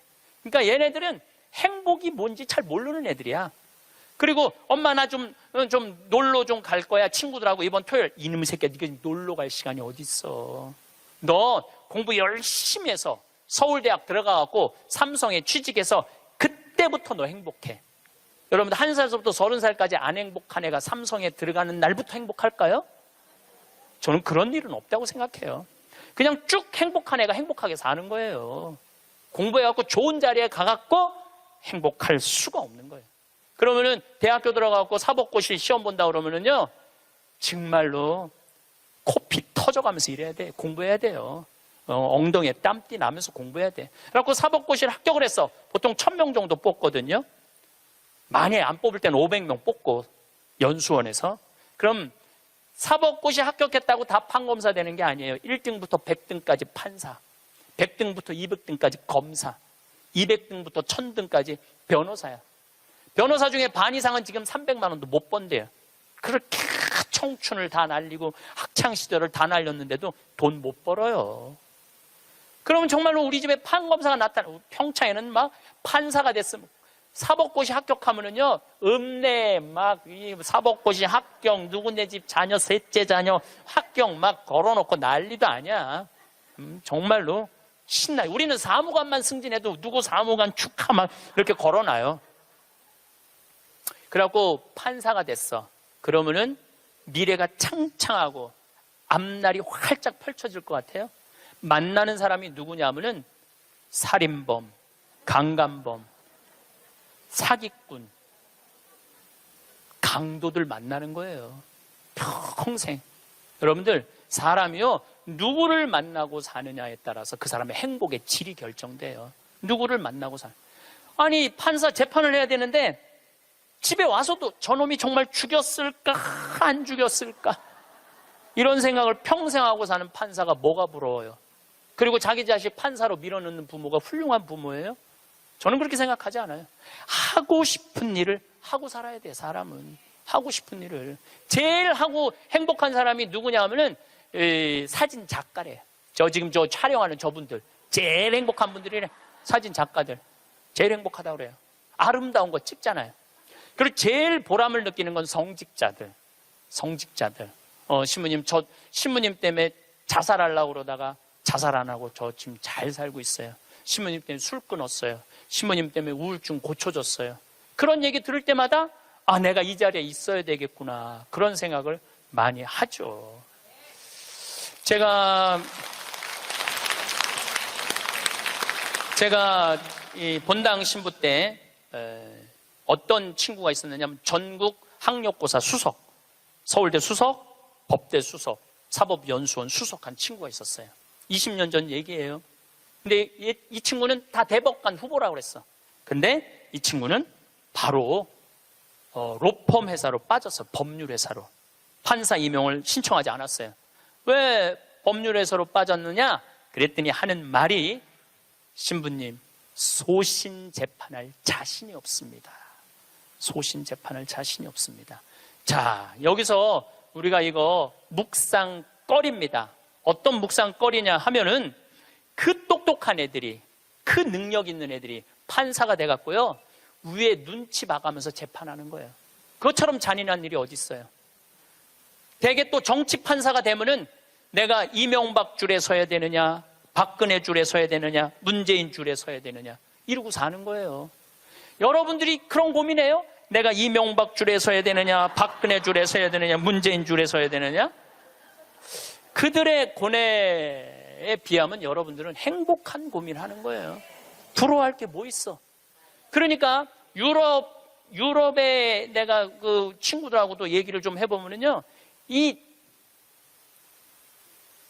뭐라 그래? 이거 저기 뭐야, 식당에서 이 서빙하는 사람도요, 자기는 이 일이 좋다는 거예요. 나는 이거 하고 여행도 다니고 난 너무너무 즐겁다는 거. 어떠냐면 내가 손님들한테 대접하고 팁 받고 나 행복하게 살고. 그러니까 유럽은 가면 할머니 할아버지 서빙들이 많아요. 할아버지들이 멋있게 넥타이 매고. 근데 우리나라에서는 60된 할아버지가 서빙하면은 저 늙어갖고 저 뭐 하는 짓이냐고 이제까지. 그러니까 제가 말한 너는 너 나는 나야. 그냥 나 생긴 대로 살면은 되는 거야. 뭐 그렇게 남을 부러워할 게 뭐 있어요. 제가 그 우리 생태마을에 직원이 하나 있어요. 뉴욕에서 온 직원인데 뭐 중국어도 잘하고 영어도 잘하고 일본어도 잘하고 저한테 많은 도움을 주죠. 근데 그 아들이 하나 있는데 이 아들이 메리앤 첫 고등학교를 나왔어요. 케네디가 나온 고등학교에. 이 학교는 등록금이 1년에 고등학교인데 1억이야. 1년 등록금이 1억. 그러니까 보통 사람들은 못 가는 학교죠. 되게 중동의 귀족들, 왕족들, 미국의 최고 돈 많은 애들이 오는 거예요. 이 학교는 애들이 학교 올 때 자가용 타고 안 온대요. 비행기 타고 오지. 무슨 자가용이야. 근데 이 140년 된 학교인데 우리 그 아들이 그 메리앤 초고등학교에 동양인 최초로 학생 회장이 됐어요. 그리고 얘는 콜롬비아 대학 4년 전액 장학생으로 졸업을 했어. 집이 망해갖고 전액 장학생 졸업했어. 얘는 이제 월가에 가면은 돈방석에 앉는 애예요. 왜 돈방석에 앉느냐면 그 많은 친구들한테 야 여기 펀드 좀 넣어라. 그러면은 수백만 달러를 벌 수 있는 애래요. 그 원래 그렇게 간대 걔네들 그 코스가. 근데 얘는 한국에 평창에 와갖고 아버지한테 한다는 소리가 아버지 나 연극하고 싶어. 지금 집이 망해갖고 돈 벌어도 현찰을 판국인데 또 연극을 한다는 거예요. 그래서 해라 라고 얘는 NYU 조지 클루니라는 영화배우가 졸업한 유명한 뉴욕 주립대학교 대학원을 갔어요. 연극영화학과. 그리고 2년을 학교를 다녔죠. 그리고 졸업을 작년 5월 달에 했어요. 그러니까 이제는 뭐를 해야 돼? 연주를 해야 될 거 아니야. 오디션을 봤는데 시카고에서 조지 해밀턴이라는 뮤지컬이 있어요.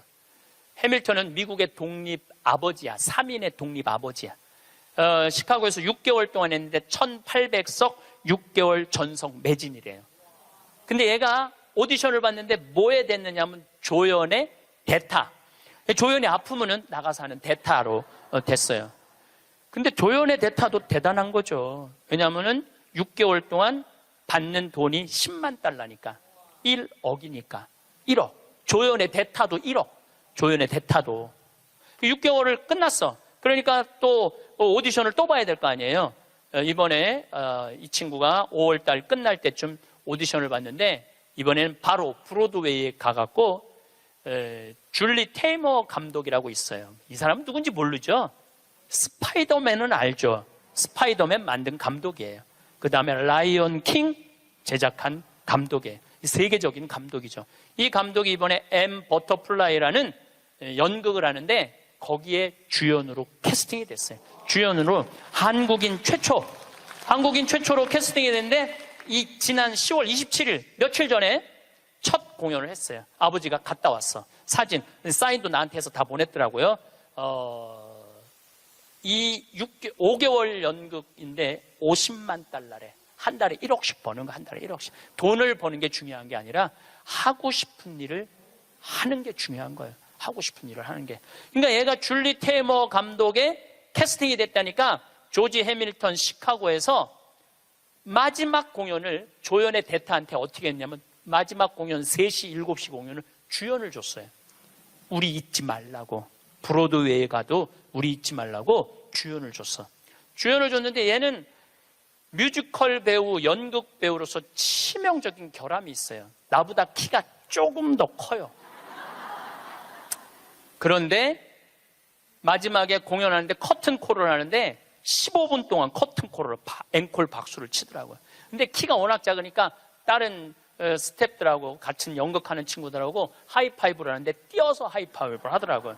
그런데도 15분 동안 앵콜, 커튼콜을 했어요. 이 친구가 나한테 편지했어요. 신부님, 정말로 감사하다고. 신부님의 배려, 유머, 내가 많이 웃긴가 봐요, 걔한테. 신부님의 유머, 배려, 사랑으로 자기네 가족이 이렇게 행복하게 됐다고. 자기는 돈 많이 벌어서 신부님 생태마을에 돈 갖다 주는 게 자기 미션이래, 미션. 근데 저는 그 친구한테 돈 받을 생각 전혀 없어요. 나는 청국장 팔아서 쓰면 돼. 왜 내가 그 힘들게 버는 돈을 뺏어서 써요. 청국장 팔아서 쓰면 되는데,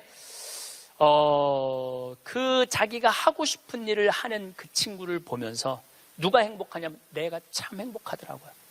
여러분 보면은요, 내가 뉴욕에 강의 갈 때 보면 강사료 다 주고 왔어. 쓰라고. 학비에 $1,000, $2,000.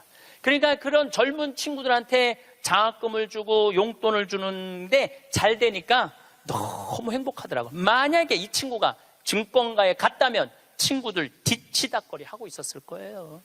그렇지 않겠어요? 그 친구 술 같이 마셔주고 어려운 일 해결해주고. 근데 지금은 얼마나 세계적인 스타로 우뚝 섰어요. 그러니까 인생은요, 하고 싶은 걸 하고 살아야 돼. 여러분들은 지금부터는 자식들 눈치 보지 말고 여러분들 하고 싶은 거 하고 사세요. 예. 여러분들이 맛있는 거 먹고 싶으면 가서 사 먹고, 그 다음에 여행 가고 싶으면 가고. 나이가 들수록 친구는 필요 없다. 젊은 시절에는 친구가 인생의 큰 의미였다. 일을 쉬는 날에는 친구와 함께하는 시간이 대부분이었다. 친구가 없었다면 삶이 텅 비었을 것이다. 그러나 나이가 들면서 여러 가지 이유로 친구와 멀어지게 된다. 경제적인 어려움이 있거나, 가족을 위해 바쁘거나, 친구가 바쁘거나, 양쪽 모두 바빠지거나 한다. 친하던 친구라도 연락이 귀찮고 만나도 즐겁지 않게 된다. 어릴 때 친하던 친구도 나이가 들어서 만나면 불편하고 어색하고 지루하다고 느껴진다. 그러다 보면 친구와의 관계가 점점 사라지고 결국 끊어지게 된다. 그래서 주변에 친구가 없어지고 가족이나 혼자 있는 시간이 늘어난다. 그러나 이것은 나이가 들면서 당연히 일어나는 일이다. 시간이 지나면 주변의 사람들이 없어지는 것은 자연스러운 법이다. 주변에 친구가 없어진다고 해서 자신을 탓할 필요는 없다. 이것은 자연의 순리다.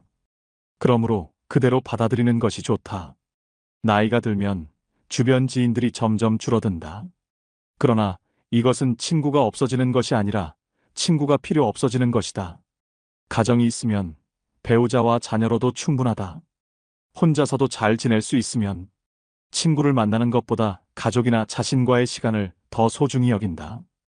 친구를 만나면 자식이나 돈, 뒷담화 등 듣고 싶지 않은 얘기를 듣게 된다. 이런 얘기를 하고 나면 친구와 헤어질 때 기분이 나쁘고 시간을 낭비한 것 같다. 주변 지인들 중에는 욕심이 많거나 질투하거나 잘난 척하는 사람들이 많다. 배려하고 존중하는 친구는 한두 명이나 되겠는가? 노인이 되어 노인정에 가도 마찬가지다. 인간은 나이가 들면 어른이 되는 것이 아니라 다시 아이가 된다. 노인정에는 자랑과 싸움뿐이다. 그래서 친구를 만나느니 혼자 즐길 수 있는 것을 찾는다. 친구와 멀어져도 가족이 있다. 어릴 때는 친구가 보물이었지만 나이가 들면 가족이 보물이 된다. 진정한 친구가 있어도 친구는 가족처럼 나를 생각해주지 않는다. 친구와 가족은 역할이 다르다. 그러므로 친구는 결코 가족이 아니다.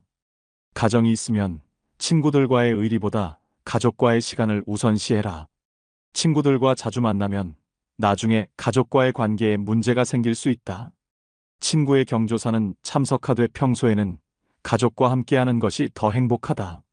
그러나 친구를 모두 버리라는 것은 아니다. 나이가 들어도 친구가 필요한 순간은 있다. 가끔 친구와 술 한잔하면서 이야기를 나누는 것은 삶의 질을 높여준다. 이런 친구는 한두 명만 있어도 충분하다. 내 이야기를 듣고 공감해주는 친구와는 가끔 연락하고 만나는 것이 좋다. 만나면 마음이 편하고 즐거운 친구들과만 친하게 지내는 것이 좋다. 듣기 싫은 말을 하거나 만나면 불편한 친구들은 멀리해라. 이렇게 나와 잘 맞는 친구와만 친해지는 것이 좋다. 친했던 친구와 나이가 들면 멀어지는 이유 중 하나는 가치관의 차이다. 친구와 이야기하면 나와 다른 생각을 하는 것을 알게 된다. 나이가 들면 각자의 가치관이 뚜렷해진다. 유식하든 무식하든 상관없다. 모임이나 술자리에서 의견이 맞지 않으면 싸움이 일어날 수 있다. 그러다 보면 친구가 싫어지고 멀어지게 된다. 이렇게 가치관이 다른 친구들과는 점점 떨어져 가면 나와 잘 맞는 사람이 없다고 느낀다. 그래서 친구를 만나는 횟수가 줄어든다. 사람은 나이가 들면 성격을 고치기 힘들고 말이 많아진다. 오랜 시간 함께한 가치관이 부딪히면 상대의 주장이 과하다고 생각한다. 내 주장을 하면 싸움이 나고 친구의 말을 들으면 속이 답답하다. 이런 만남을 자주 하면 모임이나 만남이 즐겁지 않다. 결국 혼자 있는 것이 편하다. 나이가 들면 친구로 지낸 기간보다 가치관이 잘 맞는지가 더 중요해진다. 오래된 친구라도 가치관이 다르면 의미가 없고 새로운 친구라도 가치관이 비슷하면 깊은 관계가 될 수 있다. 알게 된 기간보다는 가치관이 비슷하고 대화가 잘 통하는지가 중요하다. 그러면 나이가 들어서 사귀는 사람이 더 잘 맞을 수 있다. 현재의 환경에서 만난 사람이 나와 비슷한 가치관을 가질 가능성이 높다. 그러나 오래 알던 친구의 가치관이 달라졌다고 해서 친구를 비난할 필요는 없다. 누구나 나이가 들면 자신만의 가치관이 생긴다. 누구의 가치관이 옳고 그른 것은 없다. 그저 다른 것일 뿐이고 다르면 멀어지는 것도 자연스럽다. 멀어지는 인연을 두려워하지 마라. 또한 성숙도에 따라 멀어질 수 있다. 나는 성장했는데 친구는 미성숙하게 행동한다고 느낄 때가 있다. 특히나 나이가 들어도 남을 험담하는 것을 보면 친구가 싫어진다. 또한 자기가 불행하다고 남도 불행하게 만들려는 것을 보면 친구가 아니라는 생각이 든다. 이런 사람과는 관계를 끊는 것이 좋다. 내가 나이 50이 넘었다면 이제는 인생관을 바꿔야 한다. 인생 전반전과는 다른 삶을 살아야 한다. 매달리지 말고 애쓰지 말고 주변을 정리해야 한다. 그동안 너무 남을 의식하고 휘둘리며 살았다면 이제는 그러지 않아도 된다. 특히나 그것이 가족이었다 해도 말이다.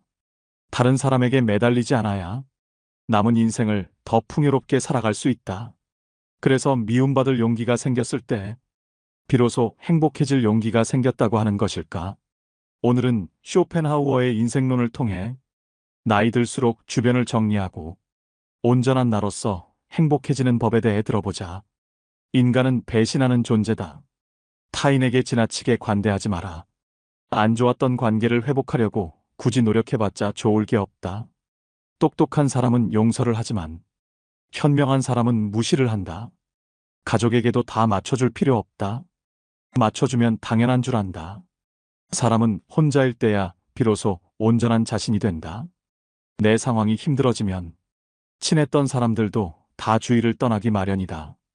고독을 사랑하는 사람만이 진정한 자기 자신이 될 수 있는 법이다. 착하고 순수하게 사는 게 좋다고? 상처받고 인간관계가 다 끊겨봐야 알겠는가? 친구란 건 한순간에 사라지는 것이고 나 자신밖에 없다는 것을. 사람을 대할 때 처음에는 일부러 친절하고 계산 없이 대하는 것도 나쁘지 않다. 하지만 상대방이 만약 선을 넘으려고 하는 기색을 주면 그땐 인연을 끊어버리는 것이 좋다.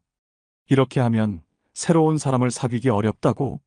쇼펜하우어에 따르면 인간은 태생부터 고독한 존재이고 모든 고통과 번뇌의 원인이 타인과의 관계에서 오는 거라고 한다. 타인에게 지나치게 관대하거나 친절하게 대해봤자 상대방은 선을 넘기기 일수다. 주변 사람한테 잘해주기만 하면 고마움을 느끼지 못한다. 원래 친절한 사람이니 이 정도는 괜찮다고 생각하기 마련이다. 그리고 계속 호의를 요구하면서 호의가 권리가 된다. 타인을 도와주고 싶다면 도와줬을 때 고마워하는 사람만 도와줘라. 인간은 항상 위를 보고 살아가는 게 문제다. 언제나 위만 바라보게 되면 사람은 불행해지기 쉽다. 위보다는 아래를 봐라. 지나치게 행복해 보이는 사람은 겉으로만 행복해 보이는 경우가 많다. 실제로는 불행을 숨기고 사는 사람이 더 많으니 의심해 봐야 한다.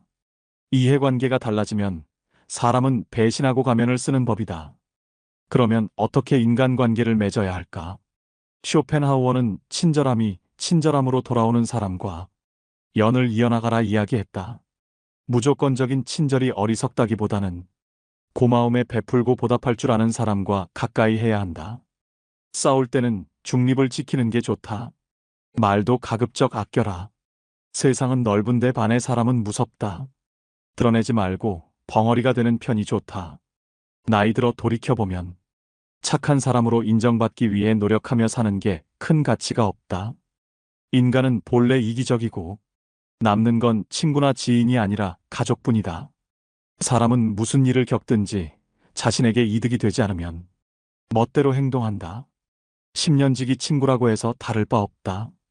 인간은 자기에게 이득이 되지 않으면 언제든 배신하는 존재다. 인간은 너그럽고 친절하게 대하기만 하면 버릇이 없어진다. 마치 어린아이와 비슷하다. 사람을 대할 때 친절하거나 관대하게 대하지 마라. 특히나 천박한 성격을 가지고 있는 사람을 조심해야 한다. 천박한 사람들은 자기와 본성이 다른 사람을 보면 시기 질투하고 끌어내리려 한다. 인간관계를 맺을 때는 적당히 유지할 정도만 잘해줘라. 가까운 관계가 아닌 이상 굳이 지나치게 친절할 필요가 없다. 관계를 적당하게 유지하다 필요하면 인연이 되는 것이고 인맥이란 건 있다가도 없는 것이다. 너무 과한 친절을 베풀지 않는 게 자신에게 좋다. 잘해주다 보면 타인은 그게 당연한 줄 알고 별일 아닌 일에도 화내고 실망하게 된다. 그러면 인간관계를 잘하기 위한 방법은 없을까? 아주 쉬운 방법이 하나 있다. 자기 일을 열심히 하면 위아래로 존중받을 수 있다. 아랫사람은 당신을 따를 것이고 윗사람은 오히려 당신의 눈치를 보게 될 것이다. 자기 일에 충실한다면 함부로 말하거나 대할 수조차 없다. 인간은 고슴도치와도 같다. 고슴도치에 돋쳐있는 가시처럼 타인과 너무 가까이 지내면 가시에 찔리게 된다. 상대방에게 너무 많은 것을 기대하지 말고 받으려고 노력하지도 말아라. 어차피 인간은 혼자다. 사람은 홀로 태어나 홀로 죽는다. 타인의 기준에 지나치게 얽매이거나 상대방에게 잘 보이려고 하지 마라. 남 시선을 많이 신경 쓰는 사람은 그들의 노예와도 다름없다. 남들이 안아주기를 바라지 말고 남들이 알아주는 것을 초월해서 살아라. 타인의 시선에 얽매이지 않는 사람만이 진정 행복해질 수 있다. 배신당한 적이 있는가? 배신은 누가 하는가? 대부분은 친하지 않은 사람이 배신을 한다고 생각하지만 실상은 반대다. 가까운 사람이 배신을 하는 경우가 많다. 친한 사람들과 어울리다 보면 이 사람은 배신을 하지 않을 거라고 생각하게 된다. 하지만 배신이란 건 빨리 배신할 사람과 천천히 배신할 사람만 있을 뿐이다. 아무리 친하게 지내도 100% 신뢰하지 말고 오직 스스로를 지키기 위해 노력하라. 다른 사람의 행동이나 태도에 대해 날카롭게 비판하는 사람들도 있다. 그런 사람들은 대개 자신의 결점은 모르고 남의 행동만 비난하기 십상이다. 설령 그런 이들에게 비판받더라도 노여워하지 말고 실망하지도 않는 게 좋다. 남을 험담하고자 하는 건 사람의 본능이자 본성이다. 삶은 괴로움의 연속이다. 항상 기쁠 거라고만 기대하는가? 행복이란 건 짧고 스쳐 지나가는 순간에만 느낄 수 있는 것이다. 행복과 쾌락만 쫓아가다 보면 평생 행복이라는 걸 즐길 수가 없게 된다. 삶에는 고통과 불안함이 존재할 수밖에 없음을 받아들여라. 인생의 고난은 평생 동반될 수밖에 없는 것이다. 인간은 기본적으로 혼자 살아가고 혼자 고난을 이겨내고 혼자 죽어가는 존재다. 우리가 종종 혼자 있을 때 편안함을 느끼는 것도 바로 그런 이유에서다. 외로움과 고독의 차이를 아는가? 외로움은 혼자 있을 때의 고통을 나타내는 단어인 반면 고독은 혼자 있을 때의 순간이 인간에게 편안하다는 것을 나타내기 위한 단어다. 사람은 다른 사람의 시선을 신경 쓰며 타인처럼 살기 위해 인생의 4분의 3을 잃어버린다. 인간이 왜 사람과 어울리고자 하는 본성이 있는지 아는가? 바로 고독이 두려워서 다른 사람들과 어울리고 싶어 한다. 인간관계를 맺는 행위 자체가 즐거워서가 아니라 고독이 두려워서 사람을 사귄다. 나약한 사람들은 자신의 운명을 한탄하며 고독을 즐기는 법을 모르고 사람들만 사귀러 다닌다. 모든 인간은 고독 속에 태어난다. 그리고 고독 속에서 사교 활동을 하려고 하는 존재다. 그렇다면 고독이란 무엇인가? 고독은 인간이 자신의 자아를 발견하고 인생의 의미를 깨닫는 과정이라고 보면 된다. 이제 사람을 대할 때 왜 지나치게 관대하거나 친절할 필요가 없는지 알았는가? 아무리 친해도 돈을 빌려줄 필요도 없다. 돈을 빌려준 것이 화근이 되어 친구를 잃는 경우가 많다. 또 상대는 오히려 오만해진다. 10년지기 친구여도 가끔씩 무시하는 태도를 취하는 것도 도움이 된다. 그럼 인간관계를 맺을 때 어떤 자세를 취해야 할까? 상대방이 당신을 필요로 하지 않아도 잘 지낼 수 있도록 내면의 힘을 길러야 한다. 그리고 사람들을 존중하면서도 언행을 조심해라. 어차피 인간의 본성에는 착한 면과 이기적인 면이 동시에 존재한다. 그리고 사람들은 상황이 어려워지면 떠나기 마련이다. 아무리 가까운 사이라도 항상 주변 사람들이 떠날 수 있다는 것을 염두에 두어라. 또 친한 이들을 경계해라. 친한 이들에게 속거나 당하는 경우가 대부분이기 때문이다. 타인의 좋은 면만 보고 신뢰하는 것은 좋지 않다. 타인에 대한 기대치를 낮춰라. 인간은 본래 이기적이기에 그런 이기주의는 타인에 대한 존중심과 배려심을 낮춘다. 외로움을 받아들이고 타인에게 의존하지 마라. 이렇게 힘든 시기를 견뎌내는 것은 어려운 일이다. 하지만 이러한 시기를 통해 우리는 더욱 성장하고 더욱 강인해질 수 있다. 스스로의 강인함을 길러나가면서 우리는 더욱 자신감을 가지게 되고 어려운 상황에서도 극복할 수 있는 힘을 키우게 된다. 당신의 외로움과 공허함을 채울 수 있는 방법은 많다. 가족, 친구, 취미 등 다양한 것들이 있을 것이다. 또한 당신의 인생에서 가장 소중한 것은 무엇인가? 이러한 질문에 답을 생각해보며 당신의 인생에 대한 명확한 목표를 설정해보는 것도 좋은 방법이 될 수 있다. 이를 통해 우리는 당신의 고통과 외로움을 극복할 수 있는 더 나은 방법들을 찾아낼 수 있게 된다. 강한 사람이란 고독과 외로움을 견뎌내는 사람이다. 그러나 우리는 단지 고독과 외로움을 견뎌내는 것만으로는 충분하지 않다. 더욱 중요한 것은 무엇인지 아는가? 우리는 고통과 고독의 의미를 알고 이를 극복하기 위해 노력하는 사람 되어야 한다. 이를 통해 우리는 더욱 강인하고 더욱 자신감을 가지게 되며 어려운 상황에서도 우리의 인내력과 근성을 발휘할 수 있게 된다. 인생이란 하나의 실험실과도 같다. 실험실에서 화학 연구가 이루어지듯 인간은 삶이라는 실험실에서 경험을 통해 배우고 성장한다. 언제나 나에게 없는 것만을 생각하고 이를 갈망하는 것은 인간의 본성 중 하나다. 그러나 이러한 태도가 인생을 더욱 비참하게 만든다. 인생을 즐기기 위해서는 현재의 삶을 즐기는 것이 무엇보다 중요하다. 미래에 대한 불확실성은 인간이 직면하는 가장 어려운 문제 중 하나이다. 인간이 가장 무서워하고 두려워하는 것이 한치 앞을 볼 수 없는 불확실성이기 때문이다. 고독과 외로움이라는 문제를 극복하기 위해서는 끊임없이 노력해라. 인간은 불행한 존재가 아니라 도전하는 존재다. 그리고 이러한 도전이 인간의 삶을 더욱 풍요롭게 만든다. 따라서 우리는 마지막 실성에 시달리는 것이 아니라 끊임없이 발전하고 도전하는 삶을 살아가야 한다. 절교한 친구와는 화해하지 않는 것이 좋다는 로마의 격언이 있다. 이는 인간의 성격과 개성이 태어날 때부터 결정되기 때문이다. 갖고 태어난 성격은 죽을 때까지 지니게 되며 내재적인 본능에 따라 행동을 하게 된다. 그러므로 한번 절교한 친구와 화해하게 된다면 같은 상황에서 같은 행동을 되풀이하게 될 가능성이 높다. 이를 방지하기 위해서는 배신자라고 비난하거나 그때는 그럴 줄 몰랐다고 말하는 것보다는 화해하지 않는 것이 옳다. 고독을 사랑하는 습관을 가져야 한다. 다른 사람들과 다르게 뛰어난 개성을 지닌 사람들은 그러한 성향 때문에 본질적으로 고독에 빠지기 쉽다. 그러나 그들이 가진 이러한 성향은 타고난 것이다. 나이가 들면서 오히려 그것이 자유롭고 편안한 기분을 갖게 된다.